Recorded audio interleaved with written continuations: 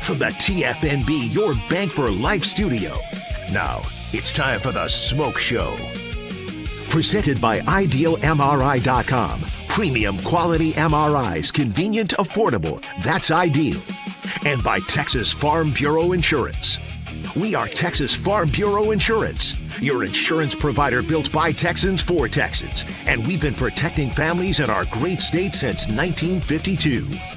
TFNB, your bank for life, serving Central Texans since 1889. It's time for the SMOAK Show on 365 Sports with David Smoke and Craig Smoke. Good afternoon on 365 Sports, the SMOAK Show on this Friday afternoon. We appreciate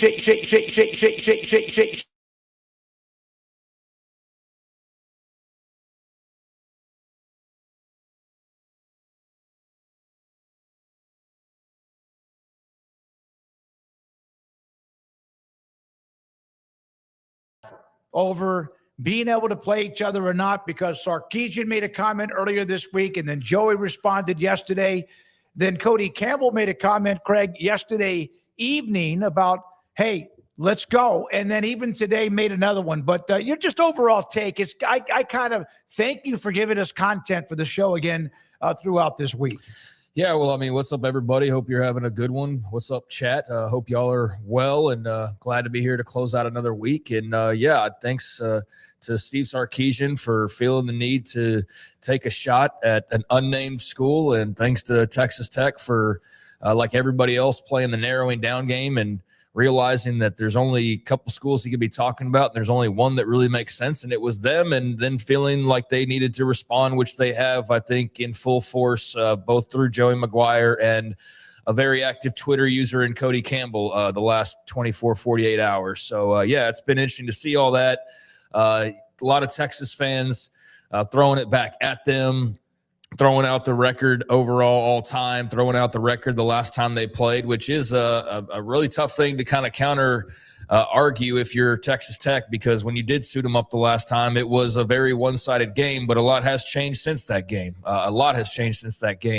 And I think, yeah, it's all in good fun. It's no different than Kiffin throwing his shots at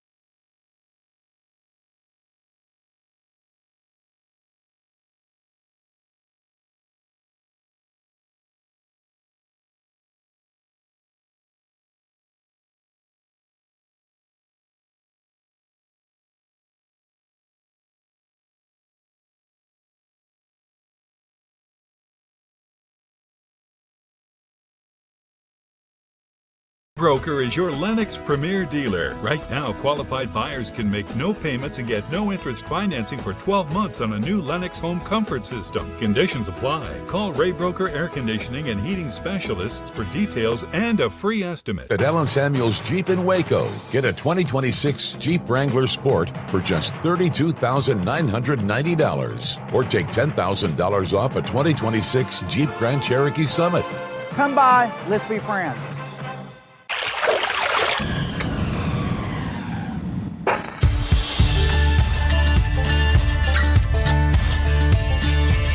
Bold are the adventurous.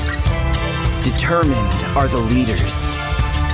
Faithful are the healers. At Baylor, you'll find your calling, your people, and your purpose. Dare to be you, indeed.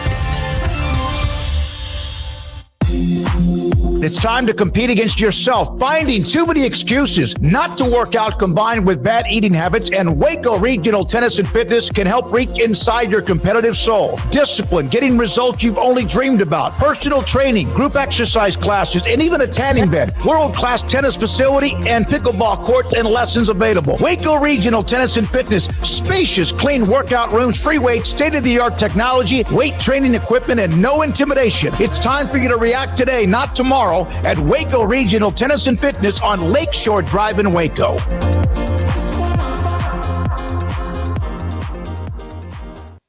Serving Central Texas since 1889, TFNB Your Bank for Life takes pride in being more than a bank.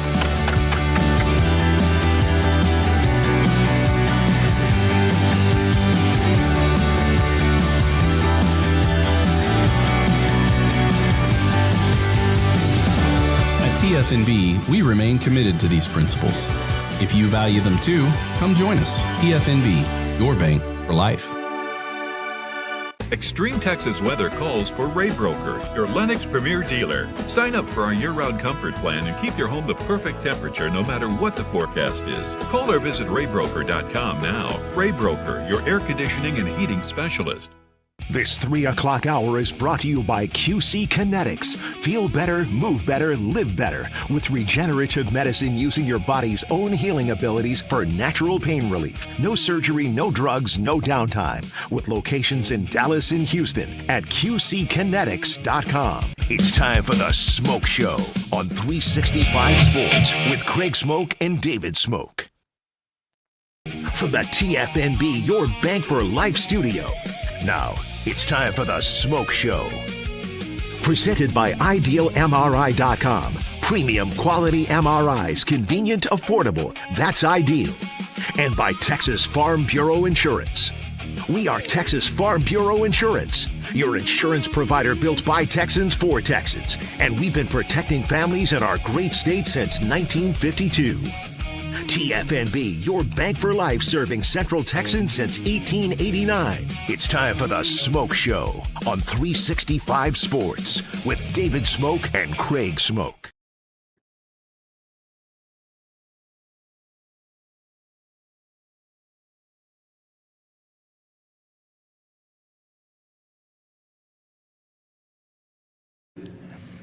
There we go. We apologize for the start of this show. We will just leave it at that. Nobody in particular, we apologize and sorry that we had a pretty good start going, but you didn't hear it. We will hear from Gene Taylor, K-State AD. We'll hear from Zach Barnett and John Wilner and Craig Smoke. I'm David Smoke. This is the Smoke Show on 365 Sports. What we were saying was yesterday, Joey McGuire in a press conference at Big 12 spring meetings brought up playing Texas, buying out Abilene Christian, maybe buying out Texas State, maybe playing Texas. Texas has not responded to that or probably shouldn't.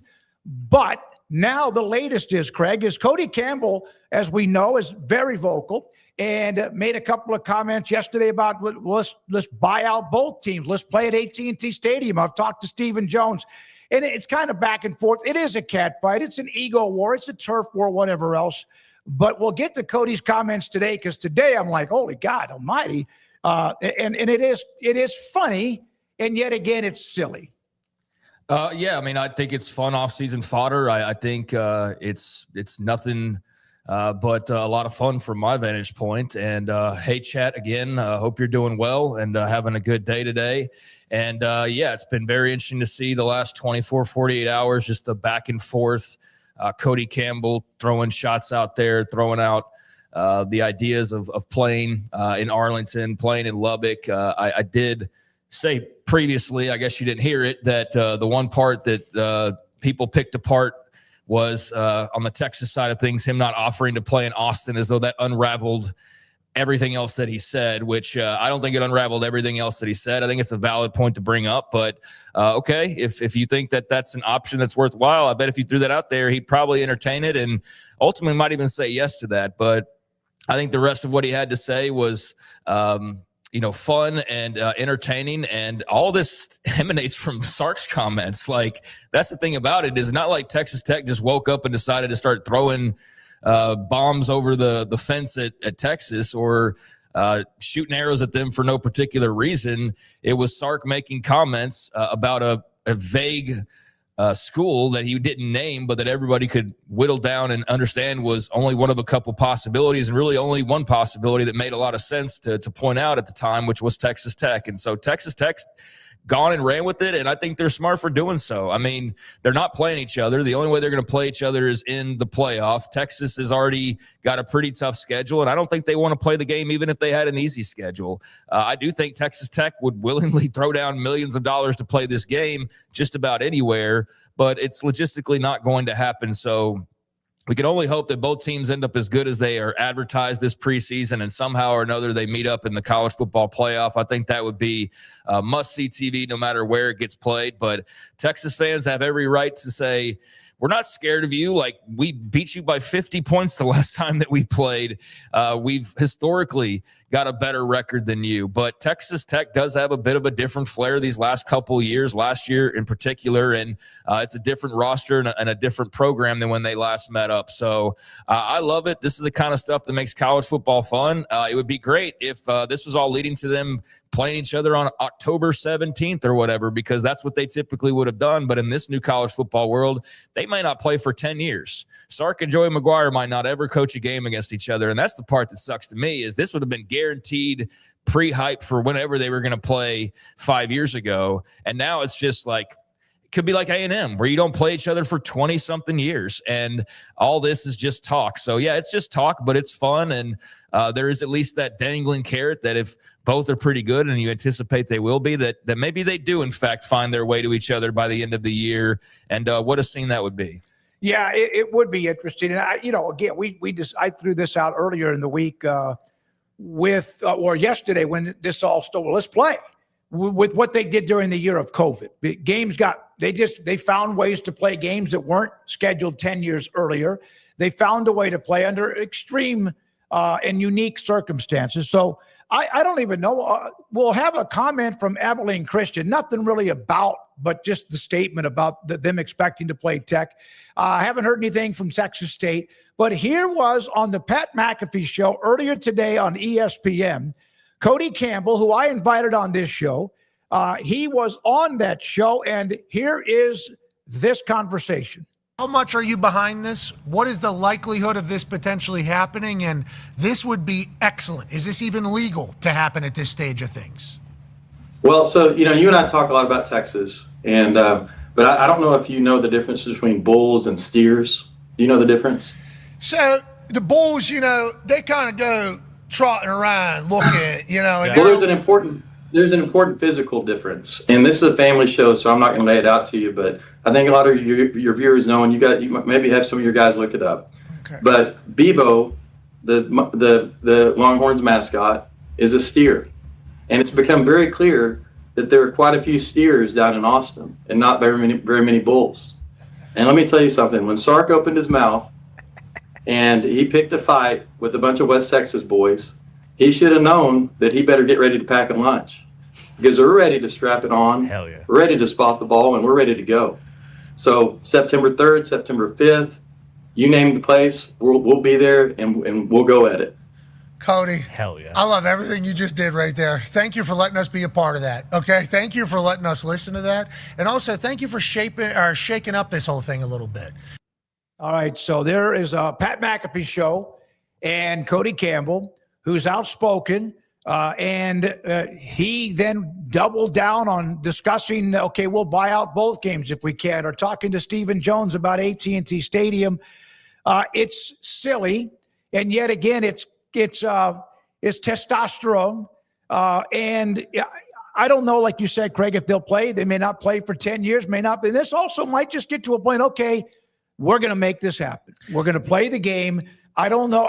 Here's a note real quickly from Abilene Christian, who almost beat Tech, remember, 52-51. It's not like they're just some, like a has-been. But Abilene Christian put out a note about the fact that they're expecting to play Texas Tech in that game, week 1, expected to play against Texas Tech on September 5th. We look forward to playing the Red Raiders, barring any changes. Now, I'm going to put this in here, too. If I'm Abilene Christian or I'm G.J. Kinney, Coach Patterson and G.J. Kinney at Texas State, do you have a little bit of that, hey, man, F you guys. You can be talking to each other about playing because you need to play whatever, want to play, whoever wants to play. But we want to play games, too, and we want to play you, whether it's Texas Tech, in this case, and ACU. I mean, I'm sure that they want the paycheck that they've signed up for from Texas Tech, which I'd imagine is pretty lucrative, and from Texas, which is lucrative as well. I don't think anybody's $75,000 for Abilene Christian. Yeah, I don't think anybody's all that worried about what ACU thinks about it. Ultimately, the fun is in Texas and Texas Tech throwing. They're slinging mud back and forth, and yeah, Cody. I mean, basically saying Texas has no balls in so many words there, and I can see where that didn't go over well in certain circles, and where that really went over well with the Scarlet and Black supporters and a lot of anti-Texas people out there as well, and just people who are enjoying the back and forth, much like they enjoyed Lane Kiffin taking shots or Dabo throwing out. Allegations about Pete Golding. Now, this is not exactly like those. They're not accusing each other of tampering or anything, but just the mudslinging in general, the WWE element, if you will. So Pat McAfee, very fitting there, even though he's no longer with WWE in the same capacity. But yeah, it's very much got that element to it that just kind of spices up and adds some fun to the offseason. Yeah, I mean, ACU can say what they want to say, and if you want to get into like the actual real possibilities of this happening, this is not going to happen. Like, I'm not even going to entertain the idea it's going to happen. Texas isn't going to suddenly squeeze in Texas Tech along with Ohio State in their non-conference schedule and then risk missing the playoff. I also think while it would be fun as hell, just logistically, it'd probably be a hassle to throw Texas State and ACU out there without them having much say and just say, yo, you guys go play. Now, I know I just said, who cares so much what they happen? But I just think there's probably a lot involved that would make this a bit more complicated than just writing a check. But if they can make it happen, it'd be great. I'd be all for it. I don't think Texas is interested for a variety of reasons. I definitely believe that Texas Tech will put their money where their mouth is. And I think that Cody Campbell knows this isn't going to happen. And that's why he's playing it up even more, because he knows that they can play it up as much as they want to and make Texas, as much as they can try, look like the team that's afraid to play or the team that doesn't want that smoke. And they know that Texas may not even feel that way, but they can't really go and make this game happen. So it's pretty smart on Cody Campbell's part to take this and run with it and to utilize it to Texas Tech's benefit. And he's doing exactly that, appearing on shows like McAfee and basically saying Texas has no balls. And Texas will have their own response. And I've seen their various millions of minions on social media that have taken to their defense. I'll be curious if Sark has anything else to say. But let's remember, that's where this started. This wasn't Cody Campbell just jumping out of nowhere and saying, hey, Texas, you bees, like, you don't want this smoke. This was Sark taking a veiled shot. And you can try and say, oh, well, no, he meant TCU. He was talking about Texas Tech. It was very clear. They're the ones that they're losing recruiting battles to on a more regular basis. They're the one that was in the playoff just a year ago.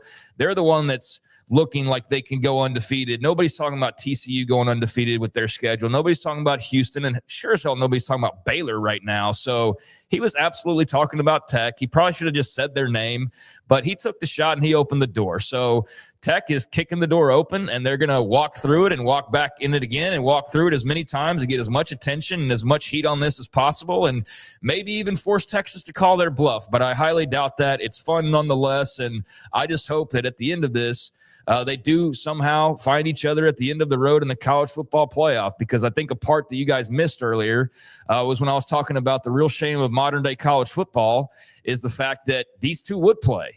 They would play in like October or something. So this would be the prelude to then media days, and there'd be more of that, and they'd either tamper it down or ratchet it up, and Sark and McGuire would cross paths in the hallway or something, and you could just feel the palpable tension and at least have to look forward to in a couple months the fact that they are going to have to play each other. And now, because of the way college football is set up, that's one of many games that may not happen for 20 years, even though they're in the same state. And that's the real shame of it, is you could guarantee they would play and get this all out there on the field.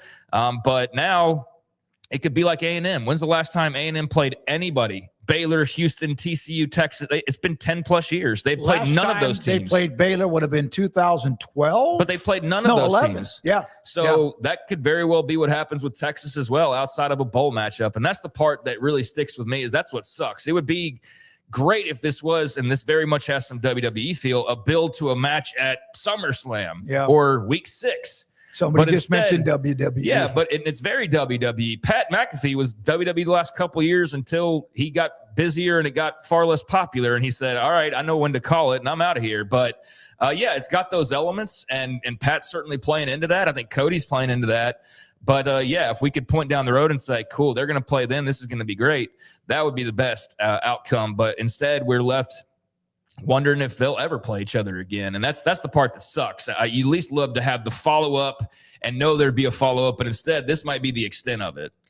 Yeah, it is. It would be nice if the game was scheduled. And if it was, then a lot of that, and maybe if the game was actually on the schedule, let's say October 15th, Sark would not have made the comment that he made. Well, no, because everything would be different. Yeah. And he probably wouldn't have said anything because everything's drastically different. But yeah, I think that's the shame of it, is we can't sit there and go, yeah, they're going to fight in the main event, world title, SummerSlam, all bragging rights and everything. Instead, it's like, well, maybe they'll meet each other in the playoff.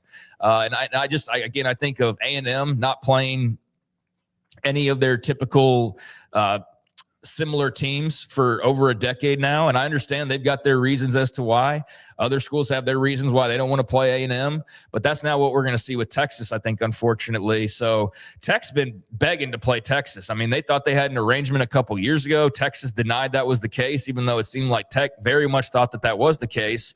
And so hopefully the college football gods work their wonders, and we get that in the playoff at some point this year to really see what's what. But Texas fans in the meantime can rightfully point back to the last meeting. A lot's changed since then, but the last time they did meet, Texas walked away very clearly the better team, but a lot's happened since then. So it's a real shame that we may not get to see this build up even further, but I'm enjoying it for what it is for right now. Yeah, it is. And we kind of start to piece together the next day's show, even the night before with guests. And then Craig has in the morning, sends out kind of a rundown. And then sometimes by the time we get on the air, there's 5 or 10 things that have happened, or some things that we won't get to. And the Cody Campbell audio from earlier today on McAfee was something we needed to start with. Here is a story that was in theathletic.com from the I guess, loose ends of their SEC spring meetings, from David Ubben, among others, Seth Emerson, also a part of this particular article, and Ralph Drousseau. The SEC coaches have issues with the Big 12. This is from David Ubben. Plus, Sankey plays referee, killing sports, regrets, etc. What Ralph Russo, Seth Emerson, and I heard at SEC meetings. And then here's an image of part of the article from Miramar Beach in Florida, stopping to chat as he headed to valet back in the lobby of the Hilton Sandestin. An SEC football coach was asked how large a college football playoff field he preferred. 12 would be fine if they didn't give away spots, if it was the 12 best teams. Yes, James Madison and Tulane and Group of 6 conferences were the primary target of that remark, but make no mistake, many in the SEC believe the Big 12 is getting more credit than it deserves to. How in the F does this make any sense when they get one team in the playoff? Can somebody explain that to me? So they don't deserve a team in the playoff? They don't deserve one single team in the playoff.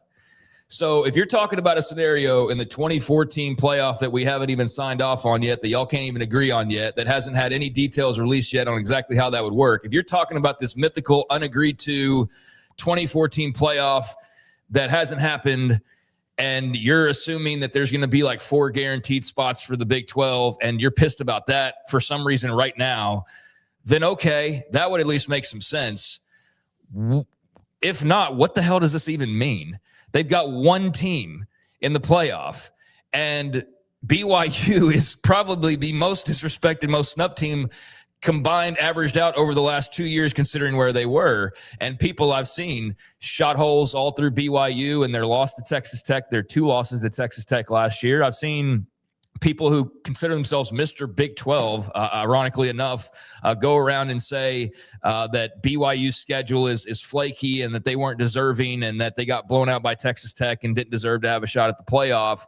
I see these things, and so I don't know where the Big 12 is really getting any benefit of the doubt or getting more than they deserve. They're getting one team in the playoff every year. So, I mean, first of all, SEC coaches, if you want to talk all this trash, like at least just say the names. Like Sark, just say it was Texas Tech. We already know it was. It led to all this. You popped off. It led to that.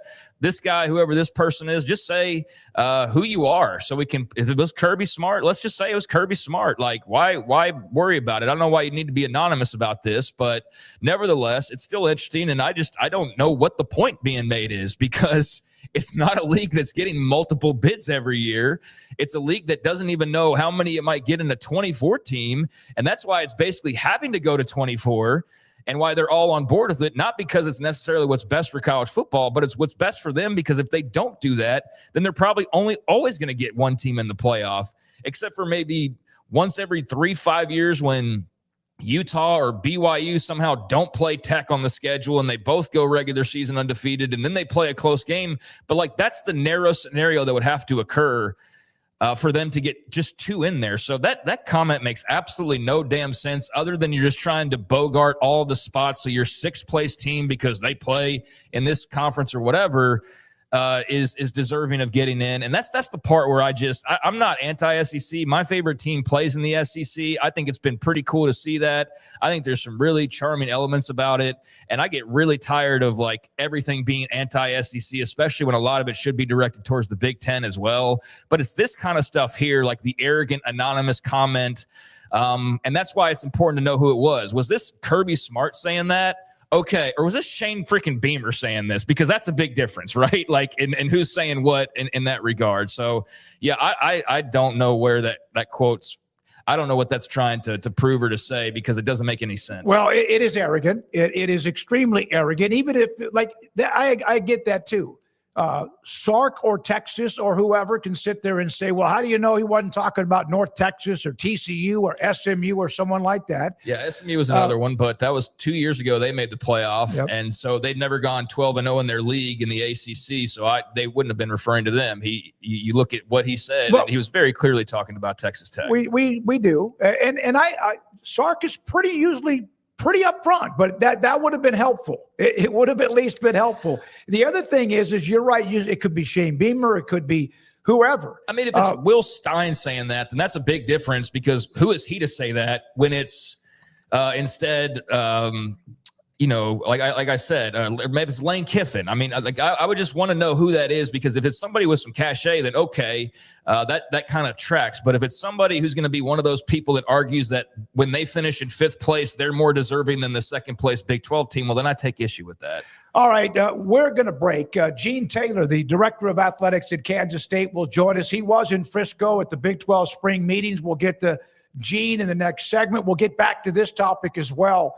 A lot of testosterone and a lot of trash talking. And sometimes if somebody was to say something about you behind your back, wouldn't you like them to just come up and say, hey, boom, and then you guys work it out, however that might be. Craig Smoke, I'm David Smoke. This is the Smoke Show. This is 365 Sports. PettyClinicLowT.com. Dr. Kent Petty can help you become the high-performance man that you want to be, need to be, and used to be. How?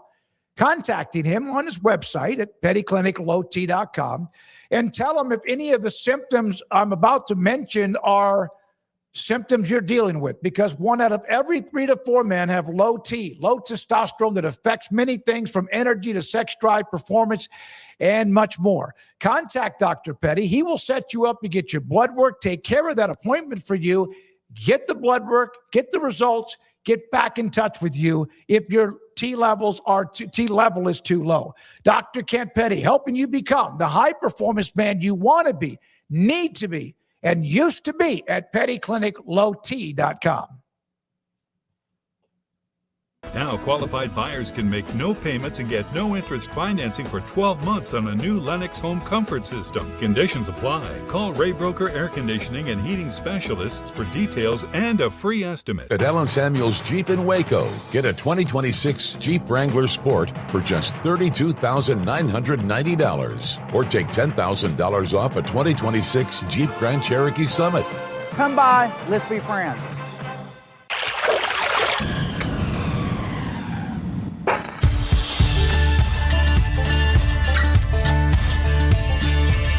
Bold are the adventurous.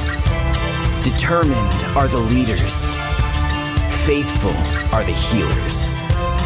At Baylor, you'll find your calling, your people, and your purpose. Dare to be you, indeed. It's time to compete against yourself, finding too many excuses not to work out combined with bad eating habits, and Waco Regional Tennis and Fitness can help reach inside your competitive soul. Discipline, getting results you've only dreamed about, personal training, group exercise classes, and even a tanning bed, world-class tennis facility, and pickleball courts and lessons available. Waco Regional Tennis and Fitness, spacious, clean workout rooms, free weights, state-of-the-art technology, weight training equipment, and no intimidation. It's time for you to react today, not tomorrow, at Waco Regional Tennis and Fitness on Lakeshore Drive in Waco.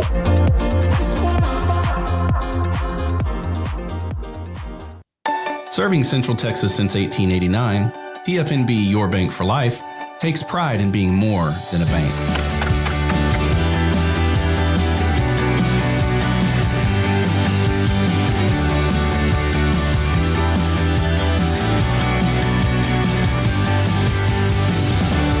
TFNB, we remain committed to these principles.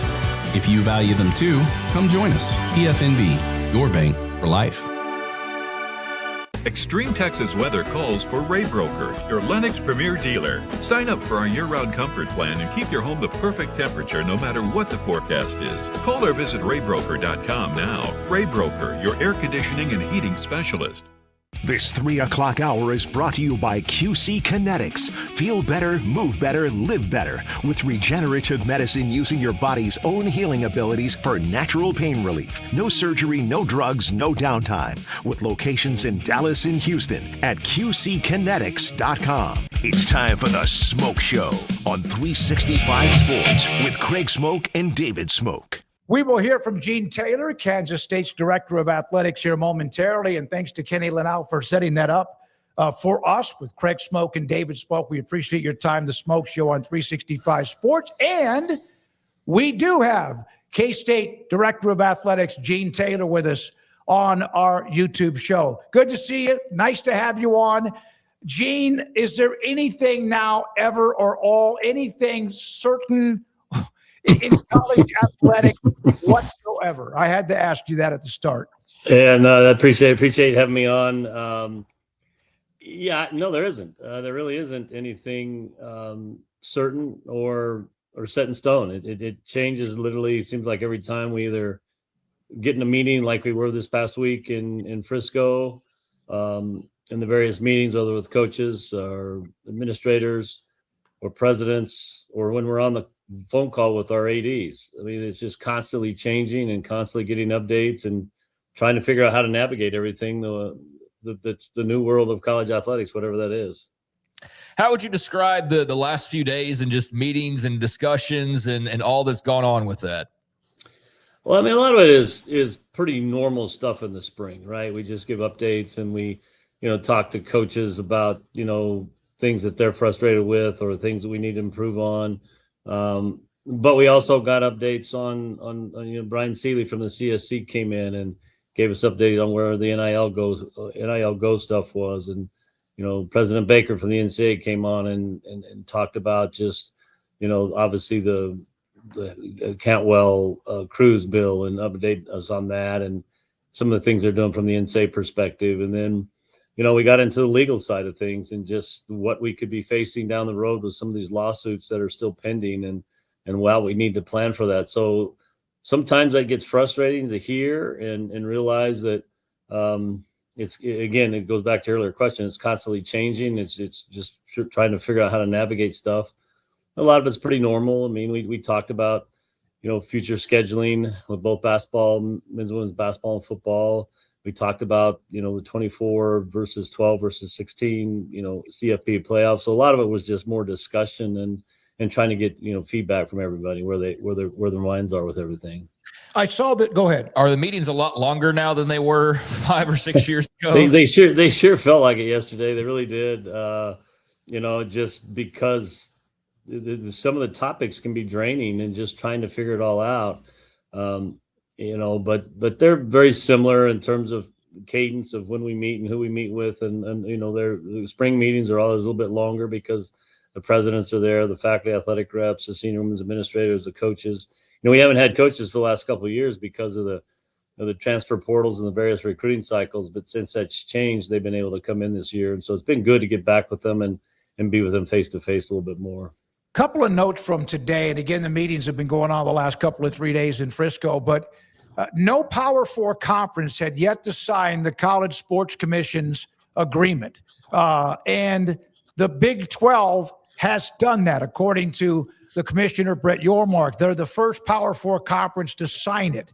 I just signed it, as a matter of fact. You just did. There you go. I just did, yeah. Yeah. So what were those discussions about? And was it important to be the first conference on board? And do you feel like anyone else will follow suit? Well, we certainly hope so. I mean, obviously that was, one of the discussions, we've been talking about this participation agreement for a while. And if we're all in on this and we all want to be on, the same page and we all want, to be as equal as we can be and follow the settlement like it should be followed, we felt the participation agreement was important. And I know our presidents and chancellors met today. All the ADs had left as of yesterday. So I think that was part of their conversation. And one of their meetings today was that participation agreement. And we were all in. We've been in for a while. We like what's in it. And, possibly maybe by being the leader that might put some thoughts in some of the other conferences. Hopefully the ACC comes along. I know they were certainly in favor of it. So we'll see where it goes, but I think it just shows that we believe in the settlement. We want to make sure it's done the right way. We want to, make sure that we all do everything we're supposed to do in the right way as a conference. And so I'm glad the presidents and chancellors made that move and was happy to sign it.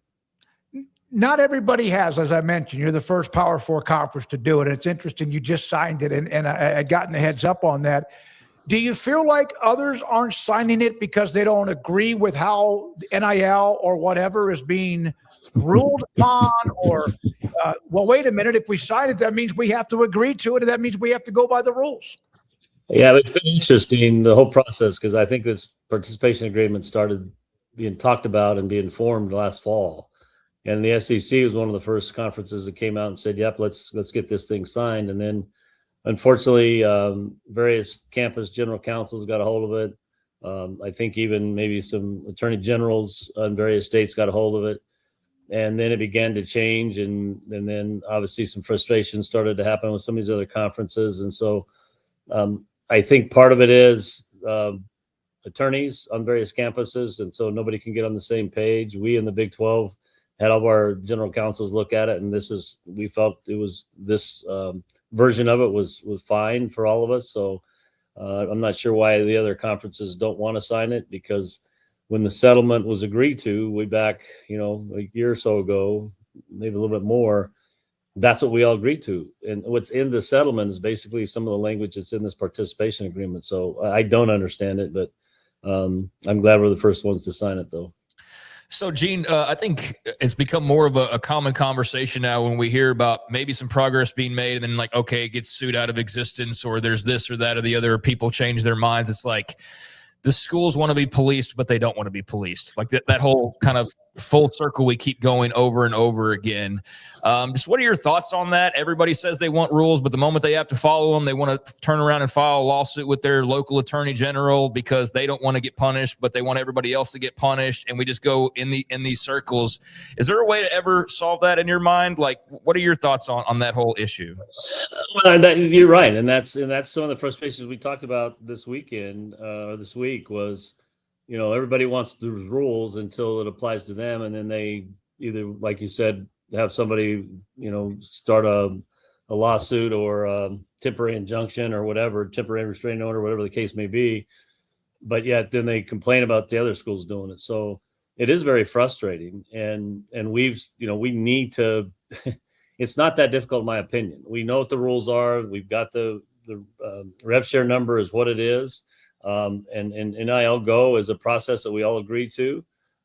There's very specific ways in which you put your stuff into the NIL Go, and they get frustrated because they're putting numbers in that are above range of compensation. It's not really NIL.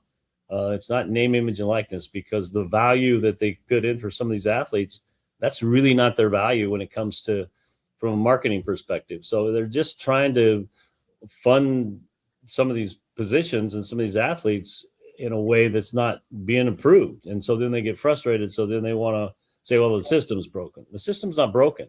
And they are, if you really dug into the system, which is the NIL Go, you'll find that they are approving deals. Deals that aren't getting approved are not getting approved, not because they don't like the particular school. It's just because it wasn't entered right, or it was above the range of compensation, which means they're trying to get more money than that particular athlete's value is. So that's what they get frustrated about. And so they've made promises to a certain dollar amount, and then now they're getting frustrated because they can't pay it. Basically, they're writing checks they can't cash right now. And we've, Brian Seeley and the CSC people have told them, hey, look, this is what you have to do. And then, so I think schools just got ahead of themselves, and now they're trying to backtrack and don't want to be policed or whatever the case may be. So other than all that big picture stuff going on, anything happened in Manhattan this offseason or the last few months? Anything going on? I mean, you've been a pretty busy man, basketball, football. I mean, it's been a lot on your plate, huh? It's been, it wasn't on my bingo card, as I've said before, to be hiring a football coach and a basketball coach. Obviously, Coach Kleiman was awesome. We wish him the best. Every time I see him, I think he's very pleased with where he is. And, he's doing some things for us a little bit here and there. Coach Klein's come in, had a great spring. He feels really good about his team and really good about his staff. Coach Alexander's come in.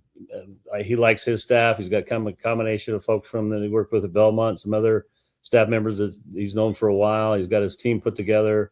They'll all be showing up here and starting to practice together. So, there's a lot of excitement right now in Manhattan, looking forward to the fall. And Coach Klein, obviously he's kind of a favorite son. Not only has he played here, but when he was coaching here as offensive coordinator. So there's just a lot of excitement right now, hoping for everybody to get to the fall season. I think our coaches wanted to slow down a little bit. They got now they're in the main recruiting season, so they're busy with recruits every weekend. But yeah, a lot of energy right now in both those programs as we head into the next year. Gene, do you feel like that the other conferences, especially the SEC and the Big Ten, who bring in like $1 billion plus, is there a respect?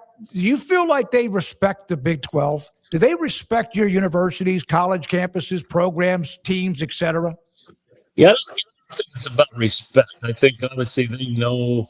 All those ADs and those presidents know our presidents and ADs. I think there's a lot of respect between, school to school, coach to coach. I just think the power that they feel because of the money they have, that they should be treated differently in some ways. And they feel like they can own college athletics because of the dollars that they drive. And part of that is just, kind of driven by media perception. But in terms of respect, I mean, we play each other. Obviously, we've beaten the SEC and Big Ten teams, and they've beaten Big 12 teams. And so when they get on the fields, it's not a lack of respect or lack of respect of the institutions, because they know there's fine institutions in both the Big 12 and the SEC and the Big Ten. So I think it's just about a power thing. And then because they have the money, they think they have the power, and they want to be treated differently. And that's where the frustration lies. The college football playoff, Dave Aranda and the coaches yesterday mentioned 24. You guys are on board with 24.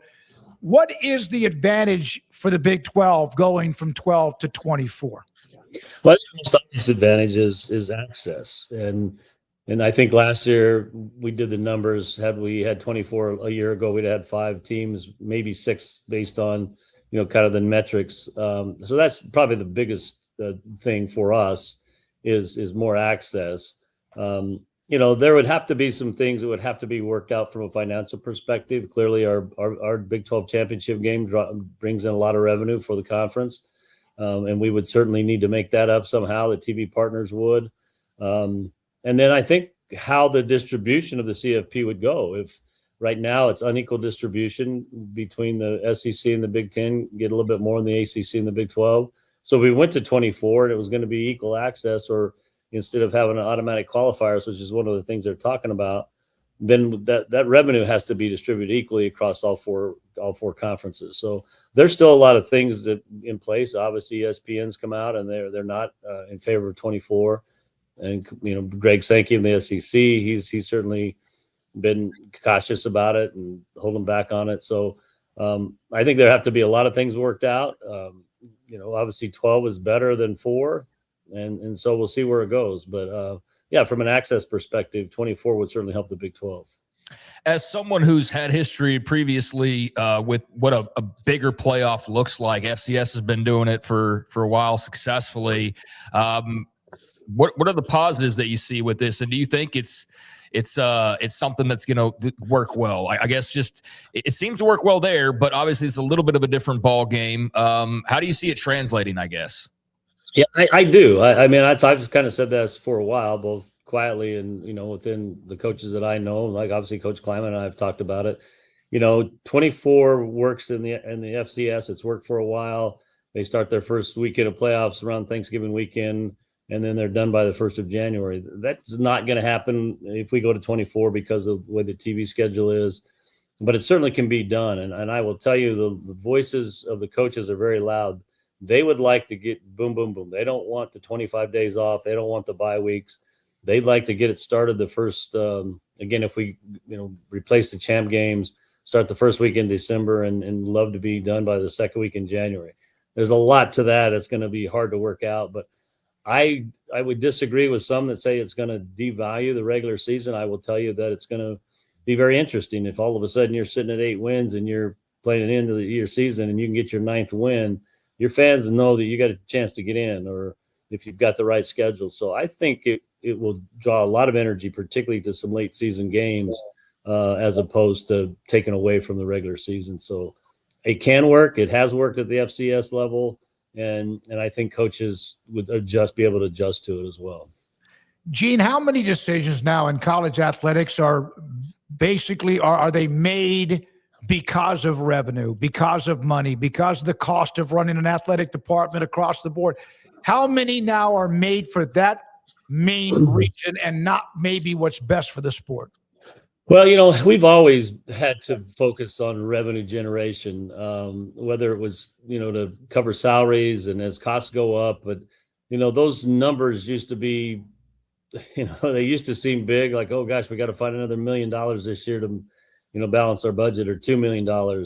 It gets a lot more serious when you're talking, 20 or 21 million of new money you have to find. And so it's a lot. It adds pressure both to our donors and our fan base and our staff of finding ways of new revenue, whether it's jersey patches or concerts or outside events, all those kind of things just drive us a little bit more and put some more pressure. I think at the end of the day, we're still making decisions what's best for the actual programs or the athletes, and in terms of what do we need to do to put this team in position to win a championships or to get in the NCAA tournament or whatever the case may be.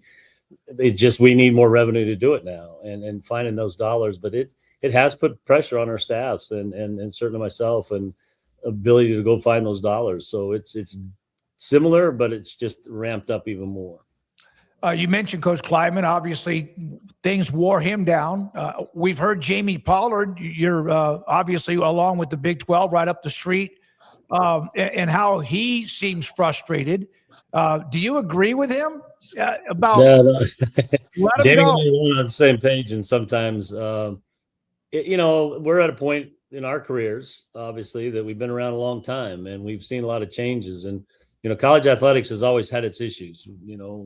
From the time I got into it in the 80s, there have been challenges, but I think these challenges are just so much different and have a tendency to drive away from the business that we knew. And that's where the frustration lies. And the frustration kind of lies about what we talked just a little bit earlier, is that, back in the day when you had commissioners that used to get in the room, and even though those power structures were still there, those power struggles were still there, those commissioners got in the room and say, okay, SEC, you have a little bit more money in the Big Ten, but what's best for college athletics, or what's best for college football? And they would come to an agreement and move forward. Right now, it's a lot more, well, what's best for the Big Ten? So that commissioner's pushing, his agenda, and the SEC is pushing theirs, and we're trying to, push ours. So I think that's where the frustration lies, is we used to always be a lot more together about what's the best for our business. Right now, it's more what's the best for a particular conference or two. And that's where the frustration really starts to set in. So you have your own campus and athletic department to worry about, from Bramlage to what you're doing with all the other sports. Craig brought up the changes in coaches. Where are you? Where is K-State? Healthy? Moving forward? Do you have what you need? Where are you? Yeah, we're very healthy. And one of the reasons we're very healthy is we've invested in our facilities over the years. Our donors really bought into that investment and that need.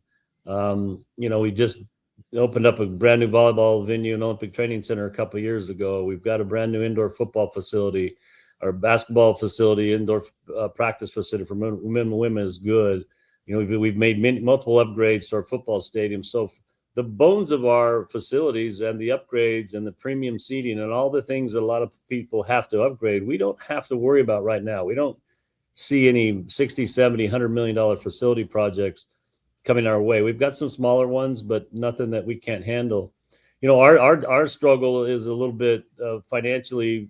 We have to work harder to get the number, because we don't get a lot of institutional or state dollars. We don't get student fees. We're pretty much 100% self-funded, and that puts a lot of that on the back of our donors and our staff to create these new revenue sources. So, a lot of schools are getting, 10, 20, $30 million from their institution, and we don't have that luxury right now. We are working with our institution to get a little help, but it's not the kind of numbers that are across the country. So we're fine, and we're in a good space. We're always going to hit that revenue generation number. We're always going to balance our budget again this year.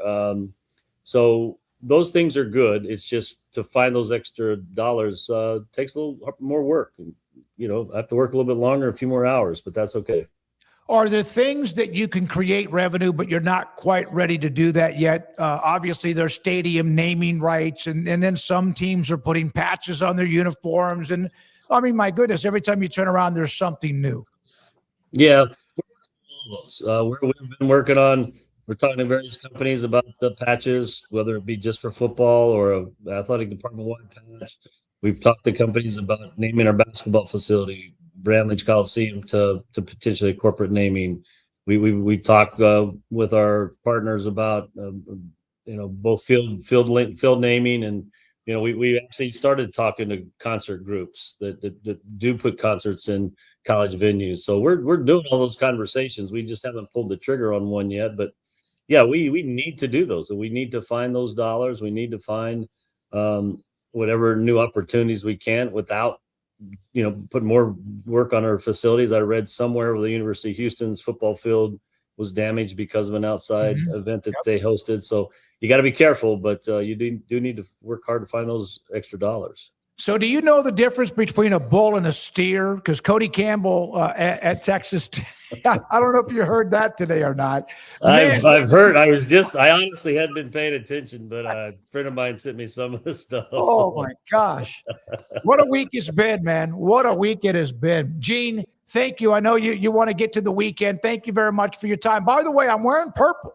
I see that. I saw that. And you with a little lavender touch on your shoulder. Yeah, so I'm wearing purple today. And then there's a question about whether it's because we had you on. Is it I'm an SFA graduate?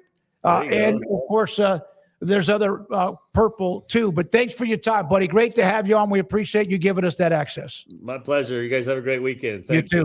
Gene Taylor, Director of Athletics at Kansas State, with us and answering. And as we asked him, and he had just signed, Craig, the College Sports Commission agreement. Nobody else has. And now the Big 12 at least is the first to get that done. Yeah, cool. I wish we would have called him about 5 minutes earlier. Maybe we could have gotten the signing live on air. I don't know if that would have been possible. That would have been cool, but cool to catch him right after that nonetheless. And, yeah, they're all on board. Pretty simple. I think he laid it out pretty simply that everybody seemingly was on board. Everybody says they want to be on board. Everybody is good with the way everything was laid out and written, and all of a sudden it comes to actually enact it and enforce it, and all of a sudden people don't want to be a part of it anymore and then go, well, it's not what it's cracked up to be. I think he laid it out pretty clearly. The commission itself is fine. It's that what you hear, though, is the people who don't want to follow the rules that they agreed to, mind you, that they agreed to, they don't like that the rules are actually being enforced. And so now they want to say, well, the whole thing sucks and it's broken already and it's not going to work. And that's where we're just getting gaslit. We're getting gaslit by people who don't ever want to follow rules, who have agreed to these rules, who then the moment the rules are being applied say, oh, no, this system's broken. This CSC is not going to work. And so once you realize that, you see why nothing ever changes or gets done the way that it should in a timely manner, or if at all. So, yeah, that's where we are. I thought it was kind of crazy that the CSC was this quickly already. The jury was making a decision when it's been like however many months it's actually been in action at this point. Settlement? Yeah.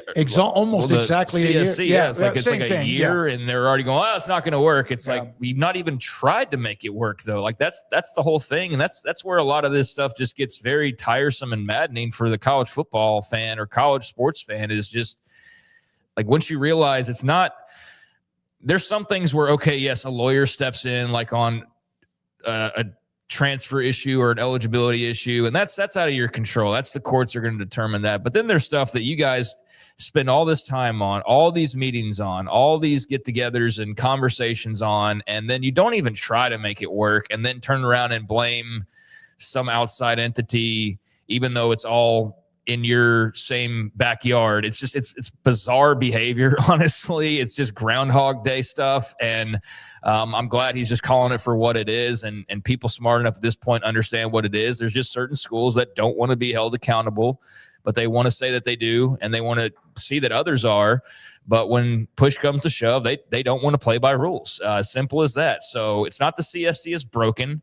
I'm sure it's not perfect. How could it be? It's been a year, and it's a lot to digest. Remember at one point they had like 4 people on staff? Yeah, like processing thousands of deals. So, yeah, I'm sure it's probably a slower process than you wanted. I'm sure they probably could hire some more people, but I think some people are just bad faith folks and aren't even attempting to make it work, and then wanting to pivot from it for other reasons. So, yeah, I mean, Big 12 is clearly on board. We'll see how everybody else follows suit, and if we ever can get to a place where this can just be enacted across the board. And I have my doubts about that just based on the last few years, but I'm glad the Big 12 took the step and gone ahead and put their pen to paper. All right, thanks to Gene Taylor. Thanks to K-State Media Relations. We have John Wilner, the Wilner Hotline, who's coming up around the corner. His thoughts about how if in fact there was any kind of breakaway and how all that comes about. A few notes from him, and we're going to go back to a couple of the notes. Remember that the Mountain West and the Pac-12 had their settlement. What eventually was all that? We've given some of those figures. And he had kind of a little bit of a sarcastic note at Texas Tech that we'll show you too, and let him discuss that as well. This is 365 Sports. Alan Samuels, Dodge, Chrysler, Jeep, Ram, Fiat, Loop 340 east of 84 in Waco. Alan Samuels with Jeep SUVs, Wagoneer, special, very, very nice, luxurious, got length, it's got room, it's got all the amenities, it's got luxury, it's got a smooth ride. And then, of course, so does the Jeep Grand Cherokee, the Jeep Cherokee. Ram trucks throughout the lot, the best truck.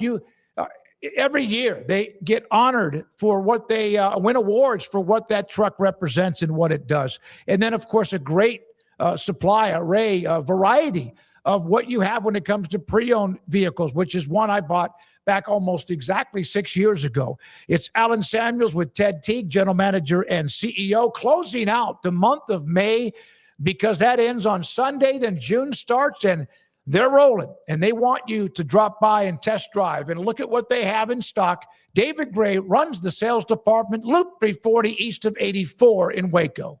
It's in the major leagues for 24 years, and let me tell you, I can feel it in my joints. Shoulders, elbows, and knees. Trust me, pain doesn't retire when you do.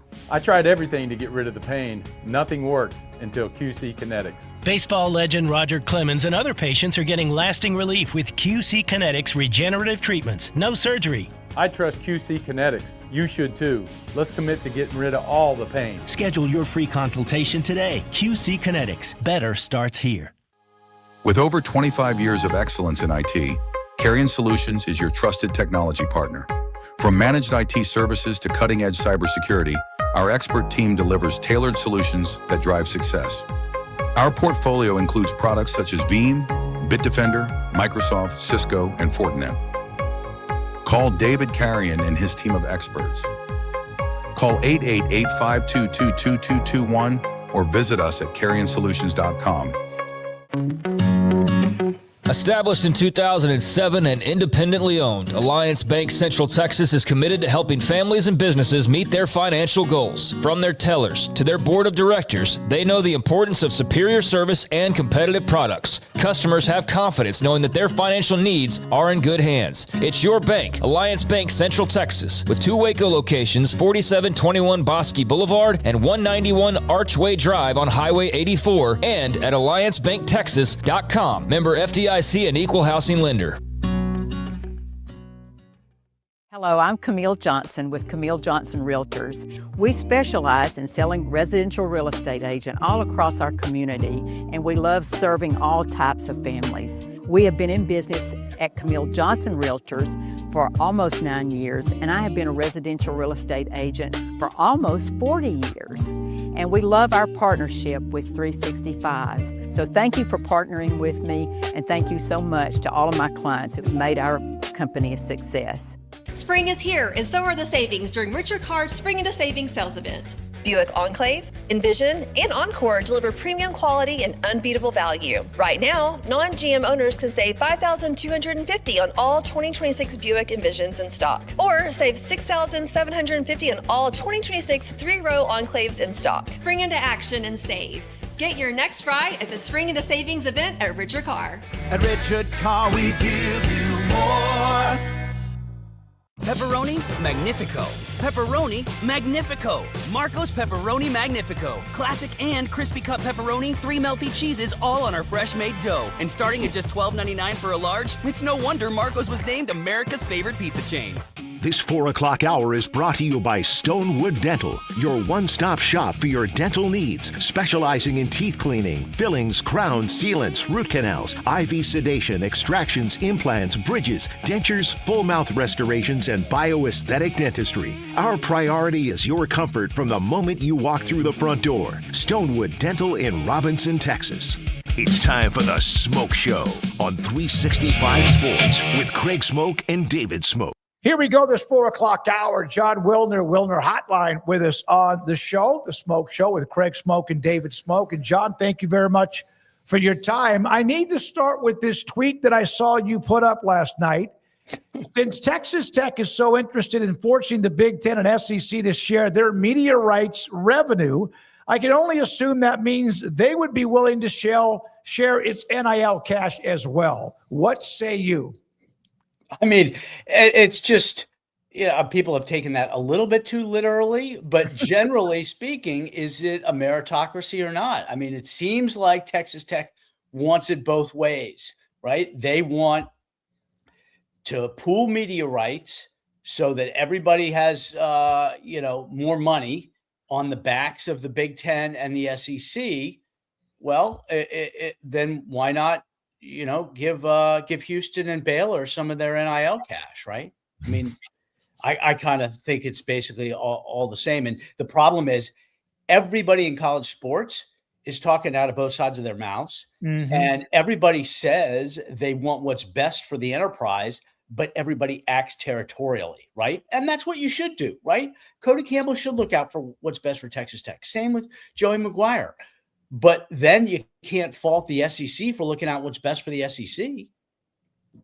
No, I totally agree with that. That's a very valid point, and we were just discussing that with K-State AD Gene Taylor of everybody wants rules and then they don't want to follow the rules, or they want different rules here for these people but not for us, and that's the whole problem. That's the whole problem, John, is that it's an enterprise where everybody's just selfish, and they have to be, but these athletic directors are worried about their schools and their money and subsequently their leagues, and it all trickles up or down, but it's just everybody's at a point where we're trying to compare it to the NFL. It's like the NFL's all on board together. Like all these owners are getting equal. Like they all agree to this stuff. And it's apples to oranges in that way. Totally different organizational structures, apples to oranges. And the NFL does great. And the thing is, everybody says, well, maybe college football should become more like the NFL. That there may be some benefits to that, but there's some drawbacks too. I happen to think college football is best if it's different, and that includes the size of the playoff field. But an endless series of mistakes, largely by the NCAA, have led us to this point where there's a lot of chaos and everybody's frustrated, and you got the lawsuits and the CSC, and everybody's looking for solutions, but nobody actually wants to take the steps to create lasting solutions. They all just want to talk about it. And you're giving the inmates the keys to the asylum, and you can't expect you're going to get a well-run organization. We just had Gene Taylor at K-State on with us, and the Big 12, and he said he had just basically within 2 to 5 minutes of coming on with us had signed K-State's agreement along with everybody else in the Big 12 as the first Power 4 conference. But we know it still might be a delay between who else might sign that contract, correct? We do. I mean, I was under the impression that the SEC signed it last fall. Now, maybe there is an amended version that the Big 12 is signing that the SEC has not signed, but they claimed that they had done that last fall. So anyhow, be that as it may, the Big Ten hasn't signed and not really given any indication that it will sign. And unless that happens, this thing is going nowhere. I mean, the Big Ten, like everybody else, claimed they wanted rules and oversight. And now they've got lots of problems because their schools, promised hundreds of millions of dollars that has not yet been paid. And they're all frustrated about it. Yeah, John, I was looking that up to get clarification. And the Big 12 is the first conference to sign the final participation agreement. Okay. You're right. Yeah, the SEC signed the original version, but the Big 12 first to sign that final version. Gotcha. And I'm sure there's been 3 or 4 iterations of it. We'll see if the SEC takes the next step. But it's interesting because the Big 12 is saying, yes, we're signing, we're on board. But what happens if the CSC decides they're going to try to penalize a Big 12 school? Is that school going to run to their state attorney general, and file a lawsuit against the CSC? I mean, we'll see. I don't know, but that seems to be the trend. Is everybody talks about, yes, let's get this thing working, but no, please don't govern us, govern everybody else. Right. Yeah. And I do want to ask you about some other things, but just one final thing for me, at least on the political and all that side of this. What was your reaction to the Cruz-Cantwell bipartisan approach, bill proposition earlier this week? Just kind of, do you just see it and then just move on to the next thing because you're like, this is probably not going to happen, or do you see that it has some teeth? How do you view it? I do think it's an improvement on the SCORE Act, which was detonated in the House. What was that, a week or two ago, right? And I think there's some things in there that have a lot of merit. And I think that they were well-intentioned, but generally some of the biggest issues, I just don't see how they are going to get through. Now, again, this is just the beginning of a long process, right? And the bill is going to get amended 50 times over. And the final version, if it ever gets to the Senate floor, could look a lot different than what we saw this week. And certainly the stuff about, that governs the pooling of media rights, expansion for conferences. I'm deeply skeptical that stuff will hold up either through the legislative process or through the legal process if anybody wants to take it to court. So, John, let's just say the Big Ten and the SEC never agree on how many playoff teams are supposed to be, which means I guess they would stay at 12 because 12. Yep. Seems to be that if they can't agree on 16 or 24, it stays at 12. And damn it, I'd love it. I did, for just a couple of years in a row at the same thing would be great. But let's say they never agree that they're just two big bulls, steers, or whatever we want to call them these days. And they're not going to agree. What happens when the media rights all run out? And what happens with the playoff? There is no playoff as of the 2032 season. The current deal with ESPN that starts this fall, runs through the 2031 season. So once we get to the spring of 32, there's nothing.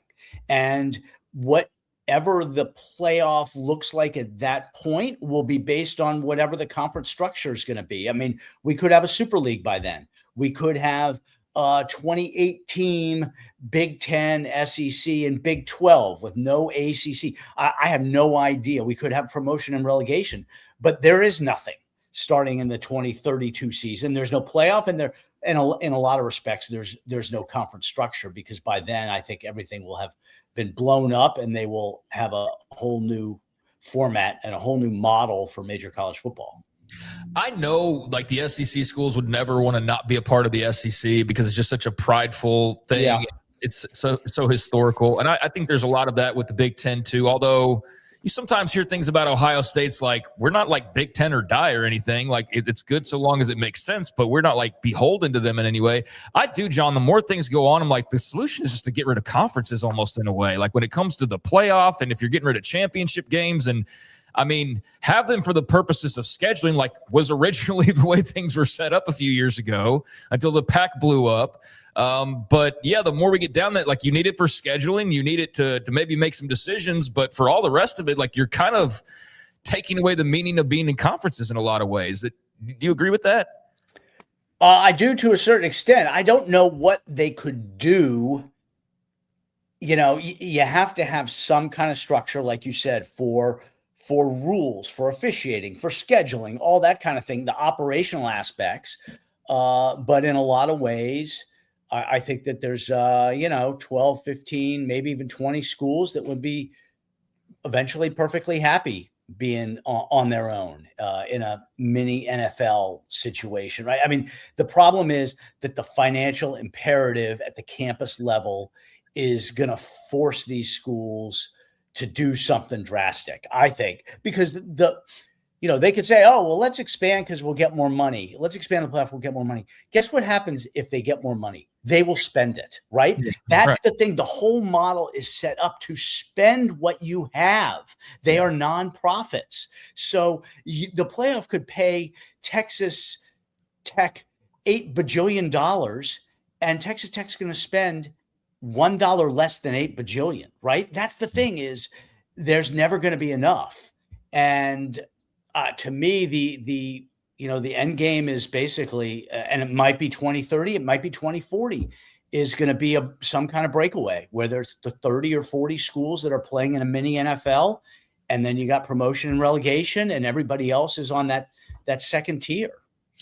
Because we all know that once they get 24, if they get that, within a year, we're going to hear about 32. Well, that's the thing. Absolutely. There's no, that we're going to get to 96 in the NCAA tournament at some point here after going to 76, right? I mean, that's absolutely, they're going to need more and more and more. It's the way the system is set up. and a lot of people, well, why do they have it? Because there's no other, business in the country where two profitable subsidiaries have to support 14, 16, 20 money losing subsidiaries, right? That's the issue. It's the way amateur sports is set up in our country, that you have the Olympic sports, and they're great and they should be preserved, but they are forcing the schools and forcing football into this wormhole that they can't get out of. So changing subjects a little bit, I know you've had a lot of subscribers that have been waiting to hear this news, and you can just go ahead and tell us your feelings. Who won between the Pac-12 and the Mountain West? I think the Pac-12 won. I really do. We don't know the exact number. The long-form contract has not been signed in the settlements. They have a term sheet. I believe the contract's got to be done by next week. There was a total of about $155 million at stake, and the Pac-12 is only paying, depending on who you believe, somewhere between 60 and 70 million. Right? It is less than half, and that could cause some issues for the Mountain West. UNLV and Air Force were counting on a certain amount that they are not going to collect based on the settlement, and we'll see what that does. Will that prompt Air Force to look at joining the American, which makes sense with Army and Navy? Will it prompt UNLV to look at joining the Pac-12? I don't know if there'll be anything that changes structurally in the next couple of years, but I think clearly the Pac-12 was the winner. So that's over though. The good news is that they're over, right? They all can move on and they get on. Start worrying about what's next, which you hope their new seasons, their new chapters. Absolutely. I think that might have been a little bit of it. The big thing is the settlement was basically announced the day before a hearing on discovery, which meant that presidential emails in the Mountain West were going to become part of the process. And lo and behold, the Mountain West decided to settle right before that. John, let's take the SEC and the Big Ten for a second. This is hypothetical. Well, maybe not. No. So let's say they want to break away, which I can't imagine they will. I don't think they can. And I don't think it would be successful if they did. But let's look at those 4 teams.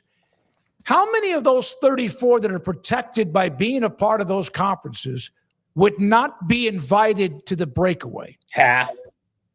Probably half. I mean, it's really, Ohio State, Michigan, Penn State, USC, Oregon, and then it's, Alabama, Texas, Oklahoma, LSU, Georgia. I might be forgetting somebody, but those are the schools.